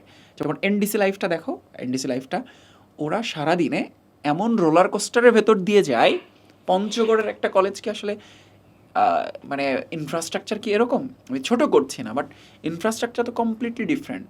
ওই স্টুডেন্টকে এই পরিমাণ রোলার কোস্টারের ভেতর দিয়ে যায়, যাই তো না। তাইলে নটরডেমের শিক্ষার্থীরা কেন ভালো করবে না? হ্যাঁ, এখন এমন একটা সিচুয়েশন তৈরি হয়েছে যে এনডিসির স্টুডেন্ট আমার কোর্সে অ্যাডমিটেড, পঞ্চগড়ের স্টুডেন্টও আমার কোর্সে অ্যাডমিটেড। হ্যাঁ, আমি কিছুটা মিটিগেট করার ট্রাই করতে পারি, বাট আমি তো কলেজের এনভায়রনমেন্ট দিতে পারছি না। একটা স্টুডেন্ট 48 ঘন্টার মধ্যে আমার অনলাইন কোর্সে পড়তে আসে 2 ঘন্টার জন্য, বাকি 46 আওয়ার্স সে পড়ে হয় তার কলেজের টিচারদের কাছে কিংবা তার কলেজের বন্ধুদের সাথেই মিশে। তাহলে আমি তাকে কন্ট্রোল করছি 48 ঘন্টার মধ্যে 2 ঘন্টা, বাকি 46 ঘন্টা সে তার কলেজের শিক্ষার্থীদের সাথে মিশছে, কলেজের বন্ধুদের সাথে মিশছে, কলেজের এনভায়রনমেন্টই তাকে অ্যাকচুয়ালি অভ্যস্ত করছে। সো ডে টু ডে লাইফে আমরা এই যে কিছুটা মেটিগেট করা ট্রাই করতে পারছি, 2% মেটিগেট করতে পারছি, বাট 2% দিয়ে তো 100% মেটিগেট করা সম্ভব না। সো কলেজ ম্যাটার করে, কলেজের এনভায়রনমেন্ট ম্যাটার করে, এই জন্য একজন শিক্ষার্থীর এসএসসিতে বেশি মার্কস পাওয়া উচিত, ভালো কলেজে অ্যাডমিটেড হওয়া উচিত। তবে হ্যাঁ, বিপরীতে যারা খুব বেশি মানে প্রথম সারির কলেজগুলোতে ভর্তি হচ্ছে না, তাদের ক্ষেত্রে উচিত হচ্ছে ওই স্ট্যান্ডার্ডটা জানা যে নটরডেম অ্যাকচুয়ালি কী হচ্ছে, সেই অনুযায়ী পড়াশোনা করা। টিচারদের দায়িত্ব স্টুডেন্টদেরকে ওই স্ট্যান্ডার্ড মেনটেন করাতে পারা, আর সব থেকে ফরমোস্ট ডিউটি হচ্ছে যারা পলিসি মেকার, এক একটা কলেজ এক এক রকম এনশিওর করে রাখছেন আপনারা, এক একটা কলেজের ইনফ্রাস্ট্রাকচার এক এক রকম, একটা কলেজে সায়েন্সের 10 জন টিচার আছে, আর একটা কলেজের নেক্সট 10 বছরে একজন সায়েন্সের টিচার আসবে না, অথচ স্টুডেন্ট ভর্তি করে রাইখা দিছে। তো পলিসি মেকারদের দায় হচ্ছে এখানে সব থেকে বেশি। আপনারা আনইভেন মানে এই যে লেভেল প্লেয়িং ফিল্ড ক্রিয়েট করে রাখেন নাই, অথচ অ্যাডমিশন টেস্ট নিচ্ছেন একটা নির্দিষ্ট জায়গায় একই দিনে একটা নির্দিষ্ট সময়ে, একই কোশ্চেন এটা তো পেপারে আসলে ফেয়ার প্লে হইল না। আবার আমরা চাই যে আমরা গ্লোবাল স্ট্যান্ডার্ড এডুকেশন সিস্টেম আমরা এনশিওর করছি। সো এই লুপগুলো আসলে ভাঙতে হবে, সেখানে আমাদের কন্ট্রিবিউশনের জায়গা আছে। বাট আমার মনে আছে আমি লাস্ট যখন এই যে সিলেটের বন্যার পরে আমি যখন এক্সাম পিছানোর জন্য শিক্ষার্থীদের সাথে আমি স্মারকলিপি সহ শিক্ষামন্ত্রীর কাছে গিয়েছি, স্মারকলিপি সহ প্রাইম মিনিস্টারের কাছে গিয়েছি, ওখানে আমাকে শুনতে হয়েছে আপনি কে? বলছি আমি শিক্ষার্থীদের সহযোদ্ধা। হ্যাঁ, তো উনি কনসিডার করেছে আমাকে এভাবে যে আপনি কোন অথরিটি নিয়ে আপনি এই দাবিটা তুলেছেন। হ্যাঁ, আমাকে শুনতে হয়েছে। তো বলছে হ্যাঁ আমি সেই অথরিটি, আমি লজিক্যাল কথা বলছি, আমার পরিচয়ের দরকার নেই। জি ভাই, অথরিটি কেন লাগবে? আমার কোনো অথরিটির দরকার নাই, আমার নাম পরিচয় কিচ্ছু দরকার নেই, আমি যে লজিক্যাল কথা বলছি এটা আপনাকে শুনতে হবে। হ্যাঁ, উনি সামহাও শুনেছে, বাট খুব হ্যাপিলি অ্যাকসেপ্ট করে নাই। তো এই যে পলিসি মেকারদের মানে এটাকে কি বলা যেতে পারে যে তারা অ্যাকচুয়ালি লজিক্যালি চিন্তা করছে না, তারা জানি না আসলে তারা মানে তাদের সুবুদ্ধি হয় কি না জানি না, যে একটা লজিক্যাল থিং যে পুরো বাংলাদেশের সকল শিক্ষার্থী চিন্তা করছে তাদের বোধোদয় হচ্ছে না। তো এই জায়গাগুলোতে বড় একটা লুপ আছে, যেটা আমি যে নিজে এক্সপিরিয়েন্স করেছি। আমার প্রাইম মিনিস্টারের কার্যালয়ে যেও শুনতে হয়েছে, আমার মানে সচিবালয়ে যেও শুনতে হয়েছে যে অ্যাকচুয়ালি আমি কে। হ্যাঁ, তো আমার সাথে স্টুডেন্টরা ছিল, যেমন অভিষেক ছিল, তারপর আমার ফ্রেন্ড কাব্য ছিল, প্লাস স্নেহা ছিল, শিক্ষার্থীরা বেশ কয়েকজন ছিল। তো দু জায়গায় যেয়ে শুনতে হয়েছে। তো আমার মনে হয় যে এই লুপগুলো ফিল আপ করতে হবে, তখনই আমরা বলতে পারবো যে কলেজ ম্যাটার করে না। হ্যাঁ, তো কলেজ ততদিন পর্যন্ত আসলে ম্যাটার করেই যাবে। এডুকেশন ফিল্ডে যদি এআর ভাইকে কেউ প্রশ্ন করে যে আপনি কি, তাহলে তো মানে স্টুডেন্টদের কোনো কথাই থাকবে না, ওরা তো কোনো দাবি কিছুই বলতে পারবে না কখনো ভাই। না, ওরা চিল্লানি শুরু করছে আমার সাথে যতজন student, I- মানে ওরা I সব understand করা the শুরু pulse. করছে যে ভাইয়াকে জিজ্ঞাসা করে যে আপনি কে। হ্যাঁ, আই আন্ডারস্ট্যান্ড যাই দ্য হোক। পালস ভাই, অবভিয়াসলি এনিবডি উড ভাই। আচ্ছা, সিস্টেম নিয়ে তো কথা হয়ে গেল ভাই, আপনার কাছে কি মনে হয় বাংলাদেশের বাইরে এডুকেশন সিস্টেমটা কেমন and how can we improve, বা ডিফারেন্সটা কোথায় ভাই? ডিফারেন্স আসলে অনেকগুলো জায়গাতে, আমি মেনশনেবল 2-3টা পয়েন্ট বলি। পলিসি মেকিং থেকে বললে আমার মনে হয় বুঝতে সুবিধা হবে। বাংলাদেশের ন্যাশনাল জিডিপি হচ্ছে ধরলাম খুব সম্ভবত 450 বিলিয়ন মার্কিন ডলার। হ্যাঁ, অ্যারাউন্ড ইট, অ্যারাউন্ড। হ্যাঁ, এবং জিডিপির মাত্র 1% শিক্ষা খাতে বরাদ্দ দেওয়া হয়। আমরা যদি বিপরীতে দেখি, উন্নত কান্ট্রিগুলো, ফার্স্ট ওয়ার্ল্ড কান্ট্রিগুলোতে, আমি স্টার্ট জেনেই বলছি, 4-5% বরাদ্দ দেওয়া হয় শিক্ষা খাতে। আমরা পিছিয়ে পড়ছি না, পিছিয়ে পড়ছি।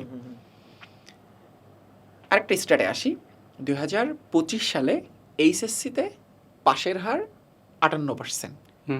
58% মানে শতকরা 50% শিক্ষার্থী পাশ করতে পারে নাই, মানে পাশই করতে পারে নাই। তাহলে আমাদের এই যে পাশই করতে পারে নাই, এই সকল শিক্ষার্থী মানে প্রতি 10 জনে 5 জনই ফেল করছে। এই যে ফেল করা শিক্ষার্থী, ওরা তো অ্যাডমিশন টেস্ট দিতে পারবে না, আবার ইমপ্রুভমেন্ট দিবে। তার মানে আমাদের স্ট্যান্ডার্ডটাই এরকম যে হ্যাঁ, ব্যাপারটা তো এমন না যে ও আসলে পড়াশোনা করে নাই। এমন অনেক শিক্ষার্থী আছে হয়তো সিস্টেমের মার প্যাচে পাশ করতে পারছে না। যেমন তোমরা দেখেছো যে খাতা দেখার এইচএসসি পরীক্ষা হয়ে গিয়েছে, দেন কিভাবে খাতা দেখা হবে সেই সিস্টেমটা বর্ণনা করা হচ্ছে। হ্যাঁ, যে এবার গ্রেস দেওয়া হবে না, হ্যাঁ, এবং 2টা পত্র মিলে 1 মার্কসেরও কম থাকলে সে আসলে পাশ করতে পারে নাই। হ্যাঁ, যে অনেকগুলো নতুন নিয়ম তৈরি করেছে এইচএসসি পরীক্ষা দেওয়ার পরে সে জানতে পারছে। এরপর এই শিক্ষার্থীগুলো আমরা যখন অ্যাডমিশন টেস্টে যাচ্ছি, অ্যাডমিশন টেস্টে সে একটা ইউনিভার্সিটিতে চান্স পাচ্ছে, এবং আমরা জবে যেয়ে দেখছি শতকরা 10% শিক্ষার্থীও কোয়ালিটি জব পাচ্ছে না। আবার আমাদের এই সার্টিফিকেটগুলো যখন দেশের বাইরে প্রেজেন্ট করা হচ্ছে, তখন এটাকে এনাফ নেগলেক্ট করা হচ্ছে। আমাদের কারিকুলামটা এমনভাবেই সাজানো যেটা বহির্বিশ্বে মোটেই অ্যাকসেপ্টেবল না। তো আমরা যে কারিকুলাম এনশিওর করছি, যেভাবে পড়াচ্ছি, সর্বোচ্চ বিদ্যাপীঠ থেকে সার্টিফিকেট নিয়ে যাওয়ার পরে গ্লোবালি সেভাবে অ্যাকসেপ্ট করা হচ্ছে না। তার মানে আমাদের আসলে গোড়াই গলদ আছে। আমরা গ্লোবাল স্ট্যান্ডার্ডের সাথে তুলনা করার জন্য আমাদের তো আগে স্ট্যান্ডার্ড হইতে হবে, দেন গ্লোবাল স্ট্যান্ডার্ড। মানে হ্যাঁ, বেয়ার মিনিমামটাও আমাদের এখানে এক্সিস্ট করে না।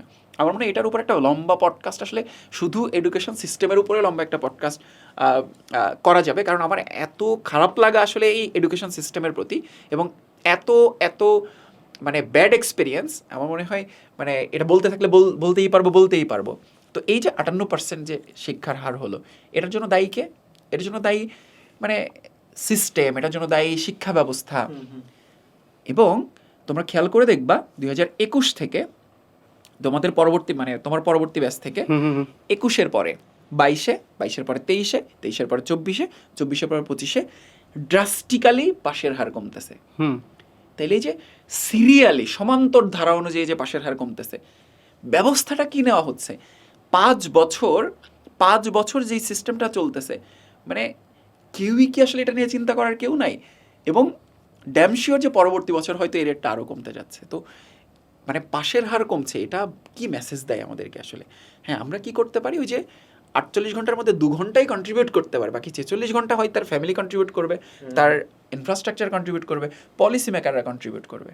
সো আমরা হয়তো আমাদের জায়গাটা ঠিকঠাক মতো পালন করে যাচ্ছি, বাট গ্লোবাল স্ট্যান্ডার্ডে যাওয়ার জন্য আমাদের আগে স্ট্যান্ডার্ড এডুকেশন সিস্টেম ক্রিয়েট করতে হবে, দেন না হয় আমরা আসলে ওই স্ট্যান্ডার্ডটা ক্রিয়েট করতে পারবো। গ্লোবাল স্ট্যান্ডার্ড আগে লোকাল স্ট্যান্ডার্ড লাগবে। হ্যাঁ, আর আমাদের কারিকুলামটা এমনভাবে সেট করা যে জবের সাথে এটার কোনো সম্পর্ক নেই। হ্যাঁ, একদমই নেই। মানে প্র্যাকটিক্যাল ফিল্ডে আসলে যা দরকার সেটা কিছুই শেখানো হয় না। হ্যাঁ, কিছুই শেখানো হয় না। একদিন আইমান ভাইয়ের সাথে কথা হচ্ছে, একটা পয়েন্টে এসে আমরা পুরোপুরি এগ্রি করলাম যে এরকম শত শত পয়েন্ট আছে যে স্কুলে কি শেখানো হয়নি, কলেজে কি শেখানো হয়নি, ভার্সিটিতে কি শেখানো হয়নি। এরকম শত শত পয়েন্টের এগেনস্টে কি কি শেখানো হয়েছে, এই পয়েন্ট 10টাও না। তো তাইলে যা দরকার তা 90% যদি আমি এনশিওর না করে যাই, তাহলে আমি তো জব রেডি হিসেবে আমি মানে অ্যাকচুয়ালি প্রিপেয়ার হলাম না। লাস্ট দিন কথা হচ্ছিল নিয়াজ ভাইয়ের সাথে, কর্পোরেট আজকের নিয়াজ ভাই, যিনি সিভি মেকিংয়ে মানে দুর্দান্ত পদক্ষেপ নিয়েছে। মানে একটা মানে একজন মানুষকে জব রেডি হিসেবে প্রিপেয়ার করার জন্য কর্পোরেটে যত ধরনের সাপোর্ট দরকার, নিয়াজ ভাই কর্পোরেট আজকের ফাউন্ডার, উনি খুব দারুণভাবে কাজ করছে। ওনার ফিডব্যাক হচ্ছে এটা যে মানে কিছুটা তো শিখে আসবে, মানে তেমন কিছুই আসলে শিখে আসতেছে না। সো এই জায়গাগুলো নিয়ে আমাদের মনে হয় পলিসি মেকারদের আসলে কাজ করার ভালো জায়গা আছে। সুযোগ থাকলে হয়তো আমাদেরকে যদি জিজ্ঞাসা করে কী কী চেঞ্জ দরকার, এরকম enough explanation, enough curriculum set করে হয়তো আমরা দেওয়ার চেষ্টা করতে পারি। কিন্তু না, জানি না আসলে তাদের বোধোদয় কেন হয় না, বাট এটা ইমিডিয়েটলি না করলে বহির্বিশ্বে আমাদের অবস্থান আরও নিচের দিকে যেতে থাকবে। আচ্ছা ভাই, বিপি নিয়ে আর একটা কোয়েশ্চেন ছিল। আপনাদের যে পাওয়ার প্লে যে কোর্সটা আছে, এটার পেছনে মোটিভটা আসলে কি? আচ্ছা, by the way, power play নামটা আমার দেওয়া। ক্রিকেট আমি খুব পছন্দ করি। 2021 সালে আমার মনে আছে, এখনও পোস্ট আছে, 21শে অক্টোবর খুব সম্ভবত। 40 দিনে পুরো কেমিস্ট্রি শেষ। নাম কি দেওয়া যায় 40 দিনে পুরো কেমিস্ট্রি শেষ হবে। ফ্রিতে কিন্তু পড়াইছি 2021-এ। এবং এখানে খুব দারুণ একটা মেসেজ আছে যে অল্প সময়ের মধ্যে শেষ করা যায়, তাহলে ক্রিকেটে পাওয়ার প্লে মানে তো অল্প ওভারে পিটিয়ে রান তুলে ফেলা। নাম দিলাম পাওয়ার প্লে, এবং এটা কিন্তু কমপ্লিটলি ফ্রি এবং শুধু কেমিস্ট্রি দিয়েই শুরু হলো। এবং আমি চিন্তা করলাম এইটারে এক্সাম্পল হিসেবে ক্রিয়েট করার জন্য আমি প্রতিদিন সকাল 6টায় ক্লাস নিব, ফজরের পরে সবাই ঘুম থেকে উঠাবো, ফজরের নামাজ পড়াবো, দেন ক্লাস নিব। মানে এবং আসলেই তাই করলাম। আমি প্যারাই পড়ে গেলাম। মানে এটা তো চিন্তা করা যত সহজ, সারা রাত জেগে থেকে কন্টেন্ট গোছানো, সকালে ক্লাস নেওয়া অনেক কঠিন। মানে স্টুডেন্টরা ঘুম থেকে উঠে ক্লাস করবে, আমি তো আর ঘুমাইতে পারবো না। তো প্রথম ক্লাস নিলাম সারা রাত জেগে, এখনও বন্ধুবাসার গ্রুপে ওই ছবিটা আছে, সারা রাত জেগে আছি। দেন ফজরের পরে ক্লাস শুরু করলাম। প্রথম ক্লাসে 3400 স্টুডেন্ট ছিল, পর্যায়বৃত্ত ধর্ম দিয়ে ক্লাস শুরু করলাম। তো এইভাবে ওই পাওয়ার প্লেতেই এইচএসসি এক্সামের মাঝখানে খুব সম্ভবত তখন 18,000 20,000 স্টুডেন্ট লাইভে ক্লাস করা শুরু করলো। এবং ওই 40 দিনের জার্নি আমি শেষ করলাম। এবং ওবারই প্রথমবার আমরা এক্সামের পরে বিভিন্ন কলেজের সামনে গিয়েছি, তোমরা হয়তো লাইভ দেখেছো। আমার মনে হয় কোনো এর থেকে এই পরিমাণ সাহস করে কিনা, এইচএসসি এক্সাম শেষ, রেকর্ড করছি না, লাইভে স্টুডেন্ট বের হচ্ছে, যে কোনো কিছু হইতে পারে ভাই, যে কোনো কিছু হইতে পারে, যে দূর সাই কমন পড়ে নাই, হ্যাঁ কি পড়াইলেন, কিচ্ছু কমন পড়ে না, আবার চিনতে পারতেছে একদম আনসেন্সর্ড ভাই জিনিসটা, আনসেন্সর্ড না। গিয়েছি, যেমন আমার মনে আছে কেমিস্ট্রি পরীক্ষার দিন আমি গিয়েছি ভিকারুন্নিসার সামনে, ভিকারুন্নিসা এবং সিদ্ধেশ্বরীর যেই মোড়টা, হ্যাঁ বুঝে, ইনস্ট্যান্ট লাইভে। এবং আমার 90% শিক্ষার্থী যতজন বের হচ্ছে, ভাইয়া মানে ভাইয়া পরীক্ষা খুব ভালো হয়েছে, 90-র উপরে পাবো, পুরোটা আপনার ক্লাস থেকে কমন এসেছে। আমার মনে হয় এর থেকে এই চ্যালেঞ্জটা কেউ নেয় না। এবং এমনও হয়েছে যে এত জটলা পাকায় গেছে, পুলিশ এসে ধাওয়া করছে। আমার মনে আছে ব্যাপারটা হচ্ছে তখন ওয়্যার্ড মাইক্রোফোন ছিল, ওয়্যার্ড মাইক্রোফোন ছিল তখন, এই যে এইগুলোর যুগ মনে হয় তখন খুব একটা আসে না ভাই, বহার মাইক্রোফোন ছিল। তো মানে ওটার ইম্প্যাক্ট 21 সালেই দেখতে পেয়েছি, ওটার ইম্প্যাক্ট। এবং 22 সালে, 23 সালে, 24 সালে, এবং তোমরা দেখেছো 25 সালে মানে পাওয়ার প্লের ফ্রি ভার্সন, যেখানে তানভীরের ক্লাস 53,000 স্টুডেন্ট অ্যাট এ টাইমে লাইভে প্রেজেন্ট ছিল। তো এটা একটা কনসিস্টেন্ট ইম্প্যাক্ট আছে আসলে। তো পাওয়ার প্লে জার্নিটা ওভাবে শুরু হয়েছিল। 22 সালে আমরা পেইডে চলে গেলাম। আমার মনে হয় বন্দিপাশা নামটা যত বড়, ঠিক তত বড় পাওয়ার প্লে নামটাও। এবং মানে আমি জানি না কতজন শিক্ষার্থী হবে, বাট মানে বাংলাদেশের ম্যাক্সিমাম শিক্ষার্থীর মানে ঘুরে দাঁড়ানোর গল্প আসলে পাওয়ার প্লে থেকেই। হ্যাঁ, জানি না কোশ্চেনটা আপনি উত্তর দিবেন কিনা, করবো তো ভাই। আপনি যদি ধরেন এখন এর থেকেই থাকতেন স্টুডেন্ট হিসেবে, সে আপনি 25 বা 26 বা 27 ব্যাচ, আপনি কেমিস্ট্রি ক্লাস কার করতেন? আপনি নাই এখন, আপনি এখন স্টুডেন্ট ভাই। এখন স্টুডেন্ট? জি ভাই। তাইলে আমি ক্লাস করতাম হচ্ছে সৈকত ভাইয়ের ক্লাস করতাম। শওকত আব্দুল্লাহ ভাই? হ্যাঁ। এনি রিজন বিহাইন্ড ইট ভাই? না, যেহেতু আমি, সৈকত ভাই, বাদল ভাই, আমরা এখন বিপি কেমিস্ট্রি আমরা তিনজনই পড়াচ্ছি। আমরা একই সাথেই তো মানে আমাদের অফিস শেয়ার করি, একই সাথে কন্টেন্ট বানাই। হ্যাঁ, সৈকত ভাই আমার মনে হয় বাংলাদেশে এখন এই মুহূর্তে যতজন কেমিস্ট্রি টিচার পড়ায় সব থেকে বেশি কেমিস্ট্রি জানা মানুষ, মানে সব থেকে বেশি কেমিস্ট্রি জানা মানুষ। এবং যেমন আমি খুব সহজে পড়াতে পছন্দ করি, বাট সৈকত আরও সহজভাবে পড়ায়। হ্যাঁ, আর মানে আমার মনে হয় কেমিস্ট্রিতে সৈকত ভাই জানে না এমন খুব কম জিনিস আছে, মানে কেমিস্ট্রিতে জানে না, হ্যাঁ, মানে এমন খুব কম জিনিস আছে। আর সৈকত ভাইয়ের বোঝানোর দক্ষতা, সৈকত ভাইয়ের জানার দক্ষতা, হ্যাঁ, অনেকে আছে তার থেকে আরও সহজভাবে পড়ায়, সুন্দর করে পড়ায়, বাট ওই যে জানার দিক থেকে তাকে আলাদা রেসপেক্ট দিতেই হবে। তো আমি আসলে সৈকত ভাইয়ের ক্লাস করতাম। আর ভাইয়া ধরেন আপনি এখন এডটেকে নাই, ঠিক আছে, আপনি কোন প্রফেশনে থাকতেন, বা if you were not in edtech আর কি, আপনি নিজেকে কোথায় দেখেন? আমি আমি নিজেকে আসলে এন্টারপ্রেনার হিসেবেই দেখতাম, কারণ আমি এখনও পর্যন্ত কোনো চাকরির ইন্টারভিউ দেই নাই, কোনো চাকরির ফর্ম তুলি নাই আমি। হ্যাঁ, তো প্ল্যান ছিল এটাই যে এমন ইম্প্যাক্টফুল জার্নি করা, যে জার্নিতে মানে আমি মানুষকে জব অপরচুনিটি দিতে পারবো, আমার ইম্প্যাক্টটা থাকবে, মানে সামহাও আমি আসলে সাকসেসফুল হওয়ার থেকে ওই যে মূল্যবান মানুষ হয়ে ওঠাটা আমার মানে ড্রিম ছিল, যে আমি এমন মূল্যবান মানুষ হব যে আমাকে মানুষের প্রয়োজন হবে, এবং আমার কাজগুলো কথা বলবে, মানে ওই যে 400-500 বছর বেঁচে থাকবো, কীভাবে বেঁচে থাকবো, অতদিন তো আসলে বেঁচে থাকা সম্ভব না, তাহলে কাজগুলো দিয়ে আসলে বেঁচে থাকা সম্ভব। সো এটা মানে আমার ক্যারিয়ার প্রসপেক্ট স্টিল এখনও পর্যন্ত তাই। তো যেটুকুই করবো, যাই করবো না কেন, সেটা হয়তো ইম্প্যাক্ট ফেলবে, এটা প্ল্যান ছিল। তো হ্যাঁ, শিক্ষকতা আসলে প্ল্যান ছিল না যে তা না, বাট পুরোপুরি যে বাই প্রফেশন আসলে শিক্ষকতা নিব সেভাবে আসলে চিন্তা করি না। Out of passion. হ্যাঁ, আউট অফ প্যাশন। ভাই আপনি ক্রিকেটে ভালো না ফুটবল ভালো? ক্রিকেট। একটা চুজ করতে পারছেন, ঠিক আছে, চুজ করছেন ভাই। ভাই ফাহাদ স্যার ক্রিকেট কেমন খেলে, আপনি কি বিট করতে পারবেন স্যারকে? হ্যাঁ, মানে 100 টাইমস পারবো। 100 টাইমস? এত কনফিডেন্ট ভাই? ফাহাদ স্যারের আমার কাছে মনে হয় ফাহাদ স্যার খুব স্পোর্টিভ উনার অনুযায়ী। তো ফুটবল অনেক ভালো খেলে ফাহাদ ভাই। লাস্ট দিন ফাহাদ টিউটোরিয়ালের সাথে মন্দির পাশলার খেলায়, যেমন ক্রিকেট খেলায় ফাহাদ ভাইদেরকে আমরা 2-1 হারিয়েছিলাম ফাহাদ ভাইদেরকে প্রথম সিরিজে। সেকেন্ড সিরিজে 3-0 হারিয়েছিলাম, ওই ম্যান অফ দ্য টুর্নামেন্ট ছিলাম আমি। তো এবার ফুটবল খেলায় ফাহাদ ভাই আমার থেকে বেশ ভালো খেলেন। হ্যাঁ, মানে টিমের মধ্যে বেশ ভালো খেলে। তবে ফাহাদ ভাইয়ের টিমও আমাদের টিমের থেকে ফুটবল খেলা বেশ ভালো করেন, বাট ফাহাদ ভাইরা গোল খেয়েছিল হচ্ছে 11টা, আমরা গোল খেয়েছিলাম 8টা। তো সামহাও ফুটবলে আমরা ফাহাদ ভাইদেরকে হারিয়েছি। ভাই নেক্সট টাইম ধরেন এসিএস এর সাথে কোনো ক্রিকেট টুর্নামেন্ট হলে আপনার কি মনে হয়, বিপি জিতবে নাকি এসিএস?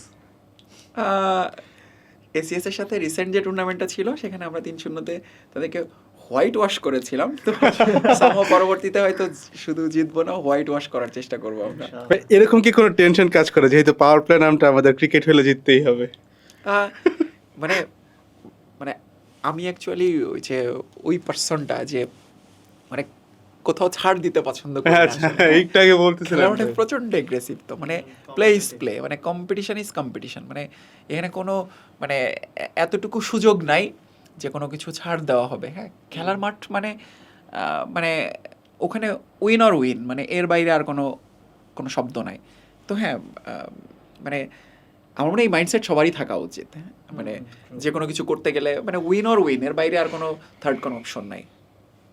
ভাই আচ্ছা, আমরা যদি একটু এইচএসসির বাচ্চাদের কথা চিন্তা করি, বা এইচএসসিও রিলিভেন্ট, এখন একটা টার্ম খুব প্রচলিত, কামব্যাক দিব কীভাবে।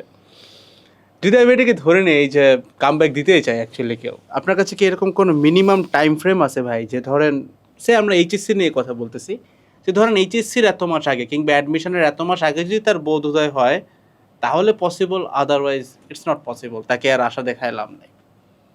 কামব্যাকের কি কোনো মিনিমাম টাইম ফ্রেম আছে কিনা, দ্যাটস দ্য কোশ্চেন ভাই। রিস্টার্ট যে কোনো মোমেন্ট থেকেই করা যায়, সেটা 1 মাস আগে থেকেও করা সম্ভব, 15 দিন আগে থেকেও করা সম্ভব, বাট আমরা যদি প্যারামিটারটা সেট করে ফেলি যে আমাকে A+ পেতে হবে, আমাকে ভালো মার্কস ক্যারি করতে হবে, তাহলে সেটার জন্য একটু ভালো টাইম ফ্রেম দরকার। তবে আমার মনে হয় যে এসএসসিতে যেটা হয় যে 3 মাস পড়াশোনা করে এসএসসিতে A+ পেয়ে গেছি, ইন্টারমিডিয়েটে সেটা সুপার ইম্পসিবল। অনেকেই হয়তো 3 মাস 4 মাস 6 মাস পড়াশোনা করে A+ পাবে, গোল্ডেন A+ পাবে, বাট অ্যাডমিশনে যে শিওর ধরা খাবে। কারণ এইচএসসি জার্নিটা হচ্ছে বেসমেন্ট, মানে কমপ্লিট এটা একটা বেসমেন্টের উপরে ডিপেন্ড করে। কারণ যেহেতু এইচএসসি এবং অ্যাডমিশনের সিলেবাস কমপ্লিটলি সেম, মানে 100% সেম, একই বই থেকে প্রশ্ন হয়। একই বই থেকে, তো ইয়েস। আমার যে গ্যাপটা এইচএসসিতে থাকবে সেই গ্যাপটা আসলে অ্যাডমিশনে যে মানে ধরা পড়বে, খুব স্বাভাবিক। তো অ্যাডমিশনের জার্নিটা আসলে 3 মাসের, তো মানে 3 থেকে 3.5 মাসের, এখানে নতুন খুব বেশি কিছু শেখা যায় না। তো আমি যখন নতুন কোনো কিছু শিখতে পারছি না, আমার অ্যাডমিশনে চান্স পাওয়াটা কিন্তু অ্যাডমিশনের পড়াশোনার উপর ডিপেন্ড করে না, অ্যাডমিশনের চান্স পাওয়াটা অনেকাংশেই ডিপেন্ড করে একাডেমিকে আমার বেসমেন্টটা কত বেশি ভালো ছিল। আমার হয়তো মানে তোমরা অ্যাগ্রি করবে এটার সাথে। তো সেক্ষেত্রে কামব্যাক শব্দটা আসলে মানে ফাঁকিবাজদের ক্ষেত্রেই সত্য। হ্যাঁ, কামব্যাক দেখো জাস্টিফাইড কাদের ক্ষেত্রে, ও কি করছে, ওর কামব্যাক দিতে হবে, মানে করছেটা কি, গত 1-1.5 বছর ধরে, তো এখন ধরো জন্ডিস হয়েছে, ফ্যামিলিতে কোনো প্রবলেম হয়েছে, 1.5 বছর ধরে ফ্যামিলিতে প্রবলেম, 1.5 বছর ধরে আমি কোনো খারাপ সিচুয়েশনের ভেতর দিয়ে যাচ্ছি। হ্যাঁ, তো 1.5 বছর ধরে যে খারাপ সিচুয়েশনের ভেতর দিয়ে যাচ্ছি, এটা কখনো জাস্টিফাইড?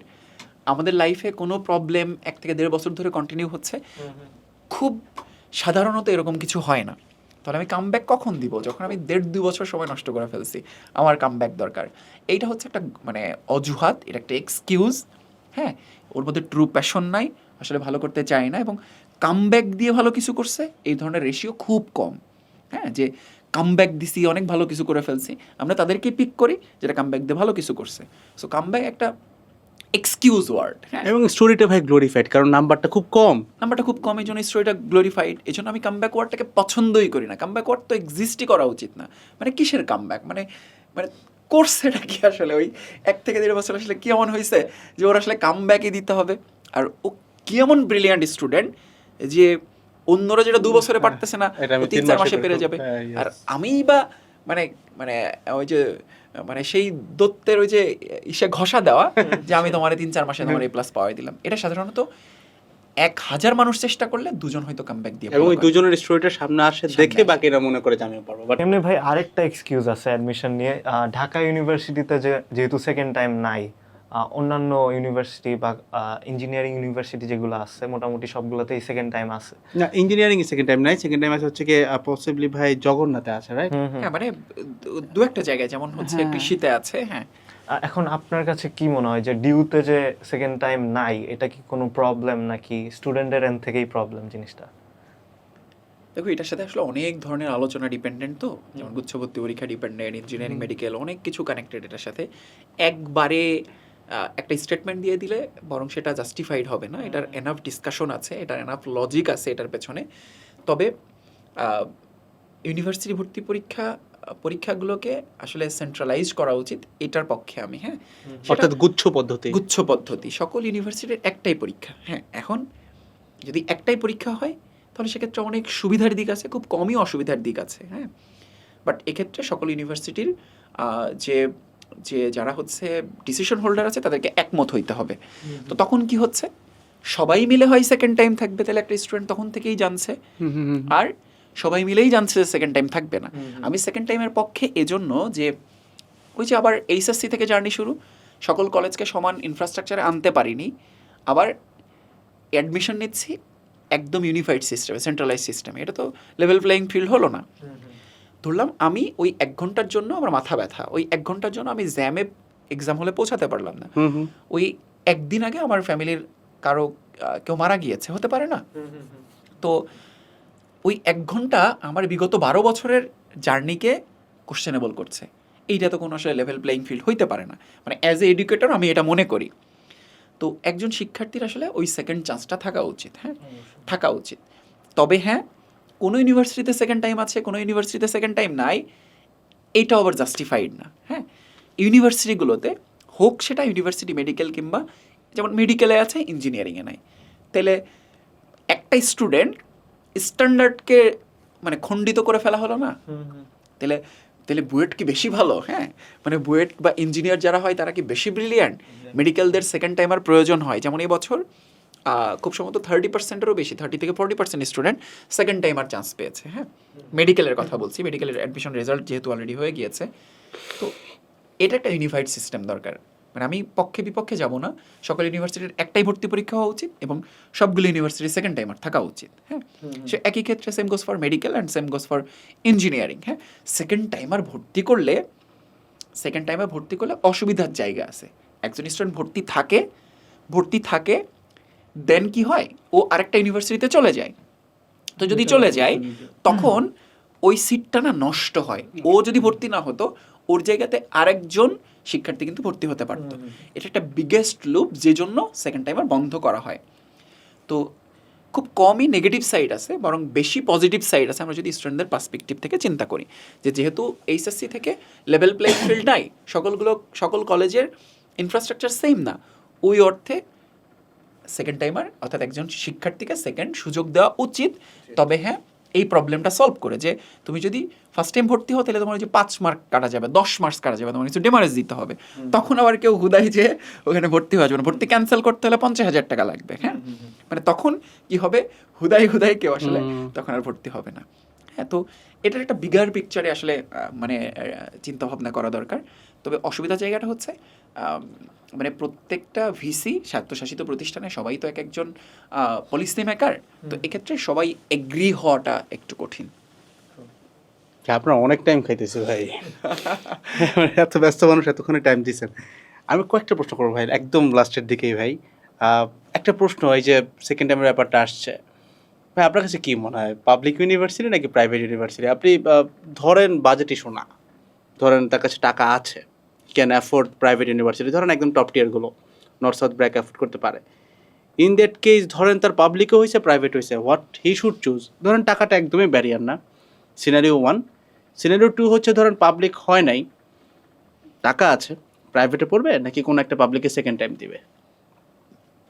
খুব রিসেন্টলি আমি ব্র্যাকে গিয়েছি, নর্থ সাউথে আমার এই জন ডিমান্ড মেকানিক প্ল্যাটফর্মে প্রোডাক্ট শোকেসিং ছিল, ডেফোডিলে যাওয়া হয়েছে। তো আমি এদের ইনফ্রাস্ট্রাকচার দেখেছি এবং প্রাইভেট ইউনিভার্সিটিতে আমার একটা কন্টেন্টও আছে আমার পেজে, আমি দেখছি। তো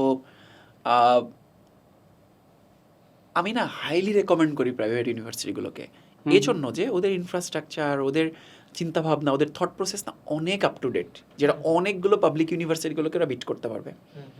তো এবং রিসেন্ট টাইমে প্রাইভেট ইউনিভার্সিটি অনেক ভালো করছে। মানে তুমি গেলেই দেখবা ওদের প্রতিদিন বিজনেস কেস কম্পিটিশন আছে, ওরা গ্লোবাল স্টেজে পারফর্ম করছে, ওরা কম্পিটিশনে যাচ্ছে। হ্যাঁ, মানে হ্যাকাথন হচ্ছে। এটা কিন্তু আমাদের বুয়েট সাস্টেও রেগুলার না, যে পরিমাণ হ্যাকাথন এনএসইউতে হয় সেটা বুয়েট কিংবা সাস্টেও এত রেগুলার না, কুয়েটে এত রেগুলার না।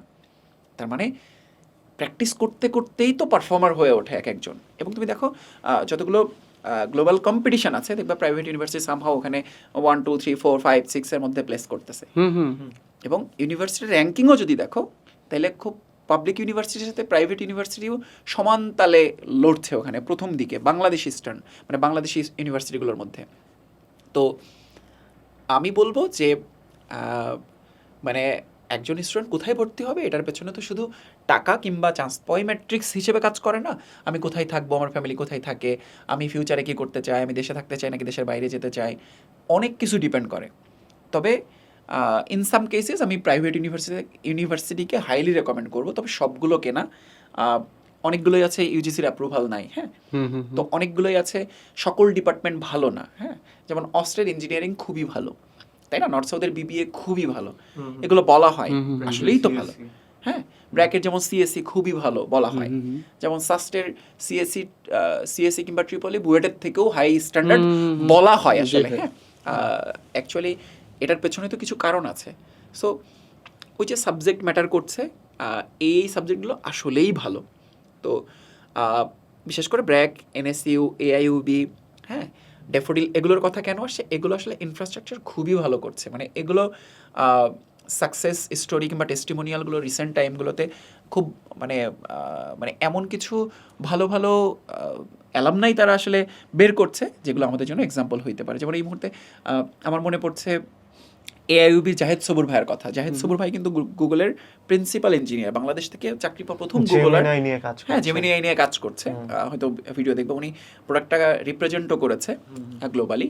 তো মানে উনি এআইইউবির অ্যালামনাই ছিলেন, সিজিপিএ 4 আউট অফ 4 ছিল। যাই হোক, মানে আমি ওনার কন্টেন্ট দেখি, তো এরকম বেশ এক্সাম্পল আছে যেটা রেগুলার আমরা দেখতে পাচ্ছি প্রাইভেট ইউনিভার্সিটিগুলোতে আমরা এই স্টোরিগুলো দেখি। বাট হ্যাঁ, পাবলিক ইউনিভার্সিটি ভালো করছে না সেটা না, বাট প্রাইভেট ইউনিভার্সিটি রিসেন্ট টাইমগুলোতে এই কয়েকটা প্রাইভেট ইউনিভার্সিটি খুবই ভালো করছে। আচ্ছা ভাইয়া, অনেক টাইম খেয়ে ফেলতেছি ভাইয়ার।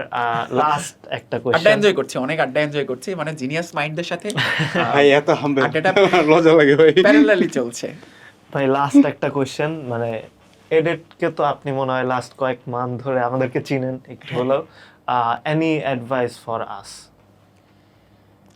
এডিট আমি দেখছি, নামটা একটু অদ্ভুত লেগেছিল যদিও, বাট বিধা ভাইয়ার দেওয়া। Sorry everybody.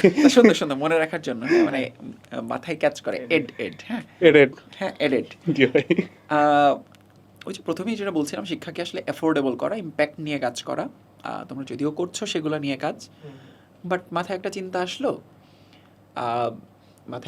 আসলো, একটা কোর্স ডিজাইন করলাম, হ্যাঁ, দেন মার্কেটিং করতে থাকলাম, দেন স্টুডেন্ট ভর্তি হলো, ভালো টেস্টিমোনিয়াল ক্রিয়েট হলো। ব্যাপারটা আসলে এতটুকুই না। আমরা যদি ভিন্ন অ্যাঙ্গেল থেকে চিন্তা করি যে আমরা স্টুডেন্টদের বেনিফিটেড করতে চাই, স্টুডেন্টদেরকে ইম্প্যাক্ট ফেলতে চাই, অটোমেটিক্যালি না ইম্প্যাক্টটাই মানি নিয়ে আসে, ইম্প্যাক্টটাই ভালো টেস্টিমোনিয়াল নিয়ে আসে। তো যখন আমরা টাকা আর্ন করতে চাই, তখন আর টাকা আর্ন করা কঠিন হয়ে যায়। আর যখন আমি টাকা আর্ন বাদ দিয়ে অন্য সব কিছু করতে চাই, টাকা তখন বাই প্রোডাক্ট হিসেবে দ্বিগুণ, তিনগুণ, 4 গুণ বেশি আর্ন করার অপরচুনিটি ক্রিয়েট হয়ে যায়। সো আমার মনে হয় যতটুকু না আর্নের জন্য কাজ করা উচিত, তার থেকে বেশি ইম্প্যাক্টের জন্য কাজ করা উচিত। আর যদি বলে একটু কঠিন অ্যাডভাইস, যদিও অ্যাডভাইস দেওয়ার মতো জায়গাতে আমি অবস্থান করছি ভাই না, প্লিজ হ্যাঁ, প্লিজ না ভাই। তো যেটা করতে পারো সেটা হচ্ছে গত 3-4 বছরে এর থেকে ডিপেন্ডেন্ট স্টুডেন্টের সংখ্যা বাড়েনি। হ্যাঁ, হয়তো সামহাও 2 লক্ষ স্টুডেন্ট এর থেকে বিভিন্ন প্ল্যাটফর্মে ক্লাস করে, সেটা 23, 24, 25-এ ওই 2 লক্ষর আশপাশেই আছে।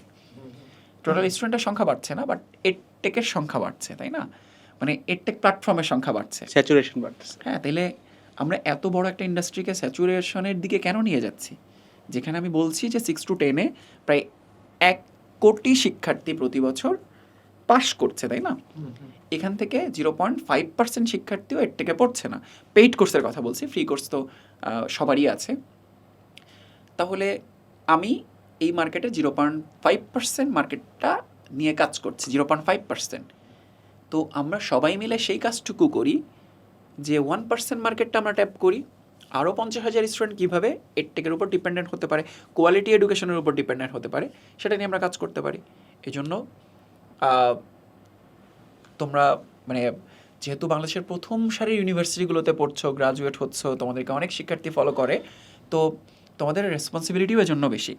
তো চলে যাও তোমার গ্রামে, চলে যাও ঢাকার বাইরে, সেই জায়গাগুলোতে যাও, তাদের সাথে কথা বলো, তাদের মাইন্ডসেটটা বুঝো, সেই শিক্ষার্থীদেরকে সার্ভ করো। ঢাকার মানুষজন কিংবা ঢাকার আশেপাশে কিংবা বিভাগীয় শহরগুলোতে তো ইন্টারনেট অ্যাক্সেস থেকে শুরু করে অনেক কিছুর অ্যাক্সেসটা সহজ, বাট গ্রামগঞ্জে কিংবা উপজেলাগুলোতে না সেই অ্যাক্সেসটা নাই। তুমি যে দেখো এখনও এডটেক সম্পর্কে জানেই না এমন লক্ষ লক্ষ স্টুডেন্ট খুঁজে পাবা। মানে আমি আমার এক্সপিরিয়েন্স থেকেই বলছি, আমার মনে হয় মেজরিটিই জানে না, মেজরিটিই জানে না। তো এখন আনট্যাপড একটা মার্কেটকে আমরা স্যাচুরেশন মনে করছি। তো যাও, তোমার টিম নিয়ে চলে যাও, এবং আমি ট্রুলি বলছি এটার ইম্প্যাক্ট তোমরা দেখতে পাবো, এবং মানে এত বিগেস্ট একটা ইম্প্যাক্ট দেখতে পাবা যেটা মানে কল্পনাও হয়তো করছো না, এবং এনজয় করবা। শিক্ষার্থীরা যখন মানে আমাদেরকে সব থেকে বেশি অ্যাপ্রিসিয়েট করে সেই মানুষটা যাদের কাছে আমাদের ক্লাস একটা বিগেস্ট অপরচুনিটি, তাই না? এবং তুমি স্ট্যাট সার্চ করে দেখো, তোমাদের ম্যাক্সিমাম ক্লাসগুলো করে দেখবা ওই মানুষজনগুলো, হ্যাঁ হ্যাঁ হ্যাঁ জি ভাই, টাকার বাইরের মানুষজনগুলো, কারণ ওরা সব থেকে বেশি বেনিফিটেড। সো ওদের কাছে যাও, ওদের সাথে কথা বলো, স্কুলগুলোতে সেশন নাও, শুধু কথা বলো, এনাফ, আর কিচ্ছু না, কোনো প্রমোশন করতে হবে না, ওরাই একজন মার্কেটিয়ার হিসেবে কাজ করবে তোমাদের জন্য।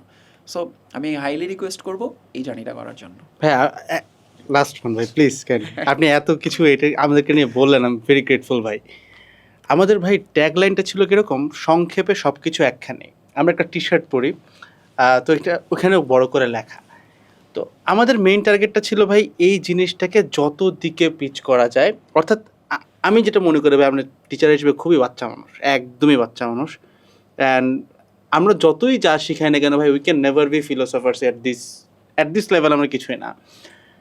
আমার কাছে মনে হয়েছে ভাই যে একটা স্টুডেন্ট হয়তো অনেকখান থেকেই অনেক ডিটেলসে পড়তে চায়, সেই দায়িত্বটা হয়তো আমি নিতে পারতেছি না, মানে আমি আমার লেভেল অনুযায়ী চিন্তা করছি ভাইয়া, যে আমি হয়তো তাকে এত ডিটেলসে ব্যাপারটা দেখানোর মতো কারিশমা বা ক্যালিবারটা রাখি না। All I can do is, আমি একটা খেয়াল করছি, ওকে যখন আমি পড়াইতাম আমার নোটগুলো খুব ছোট হইতো ভাই। অ্যান্ড আমি আমার ছোট্ট একদমই ছোট জায়গায়, এই যে মিরপুর আপনার ডিএইচএস এরিয়াটাতে না মোটামুটি একটু নাম হয়েছিল ছোটোখাটো, যে এর ভাইয়ের কাছে তখন পড়তে যাবা যখন তোমার টাইম একটু কম। আমার কাছে মনে হচ্ছে ভাই এই জায়গাটাতে কাজ করে দেখি কেমন হয়।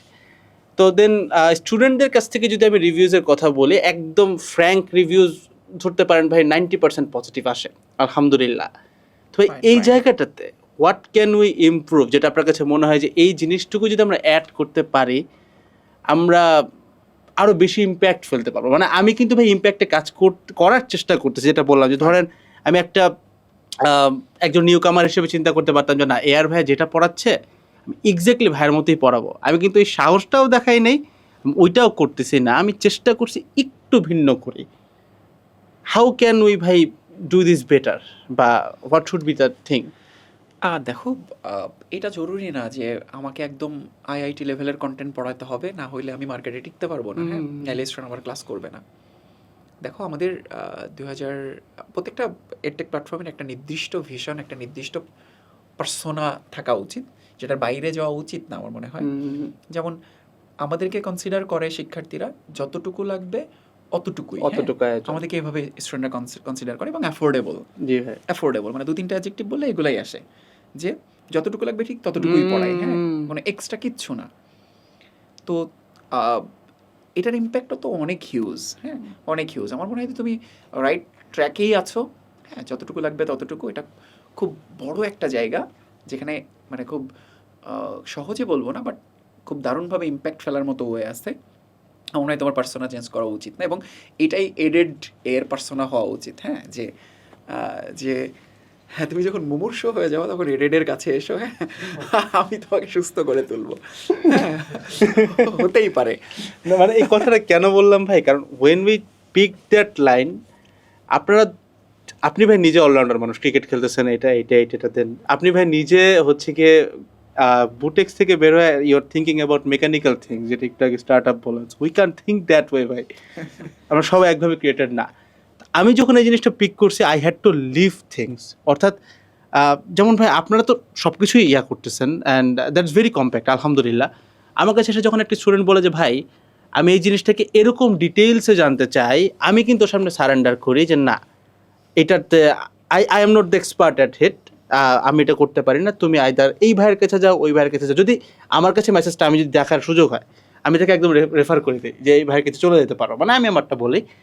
বাট এখানে কিন্তু আমি ছেড়ে দিয়ে আসতেছি ভাই। আমার কাছে মনে হয় যে ধরেন আমি যদি জাস্ট চিন্তা করতাম যে আমার স্টুডেন্ট লাগবে, আই উড হ্যাভ সেড যে না তুমি আসো, সমস্যা নেই, আমিও পড়াতে পারবো। আমি মনে করতেছি না ভাই, আমার কাজই হচ্ছে তুমি তখনই আসো যখন তোমার অলরেডি ওই বেসিকটুকু আছে, I can just make it compacted. Fine. না আমার মনে হয় যে মানে এটা আমার জন্য একটু লেসনের ছিল, যে একদম স্পেসিফিক একটা পয়েন্টেই, একদম স্ট্রেট এই পয়েন্টেই কাজ করা। একদম নিশ জায়গাটা। ভাই তো fine. দোয়া করবেন ভাই, Carry on. দোয়া করবেন ভাই। আপনি এত ছোট্ট একটা প্ল্যাটফর্ম নিয়ে এতগুলো ওয়ার্ডস দিয়েছেন ভাই, দ্যাটস হিউজ ফর আস ভাই। না আমরা ছোট বড় বলে কিছু নাই আসলে। আমার মনে হয় আমাদের সবার রেসপন্সিবিলিটি একটাই, দিন শেষে আসলে ইথিক্যাল ওয়েতে অনেস্ট হার্ডওয়ার্কটা করা। হ্যাঁ, তো আমরা সেই কাজটাই করছি। আর কতজন মানুষকে ইম্প্যাক্ট ফেলতে পারবো, কতজন মানুষের লাইফ চেঞ্জ করতে পারবো, এটা তো আমাদের হাতে না আসলে। হ্যাঁ, মানে আল্লাহ উপর থেকে নির্ধারণ করে দিছে। সো দেখা যাক, কাজ করে যায়। আমার কাছে ভাই বারবার মনে হচ্ছে যে আপনাকে একটা পডকাস্ট দিয়ে আমার মনে হয় না জাস্টিস করতে পারলাম। মানে ফিল লাইক যে ভাই শেষ করে দেওয়া লাগতেছে আপনার টাইম। ভাই আপনাকে নেক্সট ইনশাআল্লাহ আবার ডাকলে আসতে হবে ভাই, প্লিজ প্লিজ ভাই, যে কোনো মোমেন্টে যে কোনো প্রয়োজনে এডুকেশন নিয়ে কথা বলতে, মানে কথা বলতে, এডুকেশন নিয়ে আলোচনা করতে বেশ ভালো লাগে। এডুকেশন নিয়ে যারা এডুকেশন নিয়ে কাজ করছে তাদের সাথে পার্সোনা মিলে যায়, তাদের সাথে থট প্রসেস মিলে যায়। সো না হলে তো মানে এই আলোচনা এত দূর পর্যন্ত কন্টিনিউ করতে পারতাম না। সো আমার মনে হয় যে আমরা শিক্ষার্থীদেরকে একটা ভালো মেসেজ দিতে পারলাম যে হ্যাঁ, মানে এডটেক প্ল্যাটফর্মের ফাউন্ডার আসলে কেউ কারো শত্রু না, কেউ কারো কম্পিটিটর না। হ্যাঁ, সবাই সবার বন্ধু, কোঅপারেট করছি আমরা একজন একজনকে। বরং এডেড গ্রুপ বিগত যে পডকাস্টগুলো হয়েছে, যেমন অপু ভাই এসেছে, হ্যাঁ মমিত এসেছে, হ্যাঁ তারপর মিল্টন আসছে। সো আমরা অ্যাকচুয়ালি মনে হয় ওই মেসেজটা ক্লিয়ার করতে চাচ্ছি। তো শিক্ষার্থীরা আমাদের এই মেসেজটাকে যাতে পজিটিভলি অ্যাকসেপ্ট করে যেখান থেকে যতটুকু আসলে তার গ্রহণ করা দরকার সেটুকু করেই যেন তার ক্যারিয়ার পথ আগায় নিয়ে যেতে পারে। আর আমার কাছে ভালো লাগছে এডেডের এই উদ্যোগটা, কিন্তু এটা রিকোয়েস্ট থাকবে এটা যেন কন্টিনিউ হয়। হ্যাঁ, ভাই চেষ্টা করে আপনাদের আসতে হবে ভাই, আপনি যদি হুট করে বলেন যে না আসবো না তাহলে শেষ ভাই। তুমি আমাকে একবার বলেছো, আমি তো মানে প্রথমবারই বলেছি। হ্যাঁ, I was amazed ভাই, যে একবারে that was একবার। থ্যাংক ইউ সো মাচ ভাই, অ্যান্ড নেক্সট ডে অবভিয়াসলি আসবেন ভাই। অ্যান্ড আসলেই বলতেছে আমাদের আরও একটা পডকাস্ট লাগবে, একটা না কয়েকটা লাগবে। আমরা টপিক ধরে ধরে যাবো, আমি জানি স্টুডেন্টরাও কমেন্ট করবে কোন টপিকে চাই। থ্যাংক ইউ সো মাচ ভাই, থ্যাংক ইউ সো মাচ। আসসালামু আলাইকুম সবাইকে। That's the end of it. অনেকক্ষণ ধরে অডিয়েন্সের সাথে এইভাবে ঘুরে কথা বলতেছি না। আজকে আমাদের সাথে এয়ার ভাইয়া ছিলেন, and throughout the whole season আমরা এত কিছু নিয়ে কথা বলতে পারছি। I feel grateful. আমাদের ছোট্ট একটা প্ল্যাটফর্ম নিয়ে ভাইয়ার টাইম দিয়েছেন, কথা বলছে। সো এতক্ষণ পর্যন্ত যারা পডকাস্টটা দেখছেন সবাইকে অনেক অনেক অনেক থ্যাঙ্কস। দেখা হচ্ছে নেক্সট পডকাস্টগুলোতে। সবাই ভালো থাকবেন। আসসালামু আলাইকুম সবাইকে, গেইন টাটা।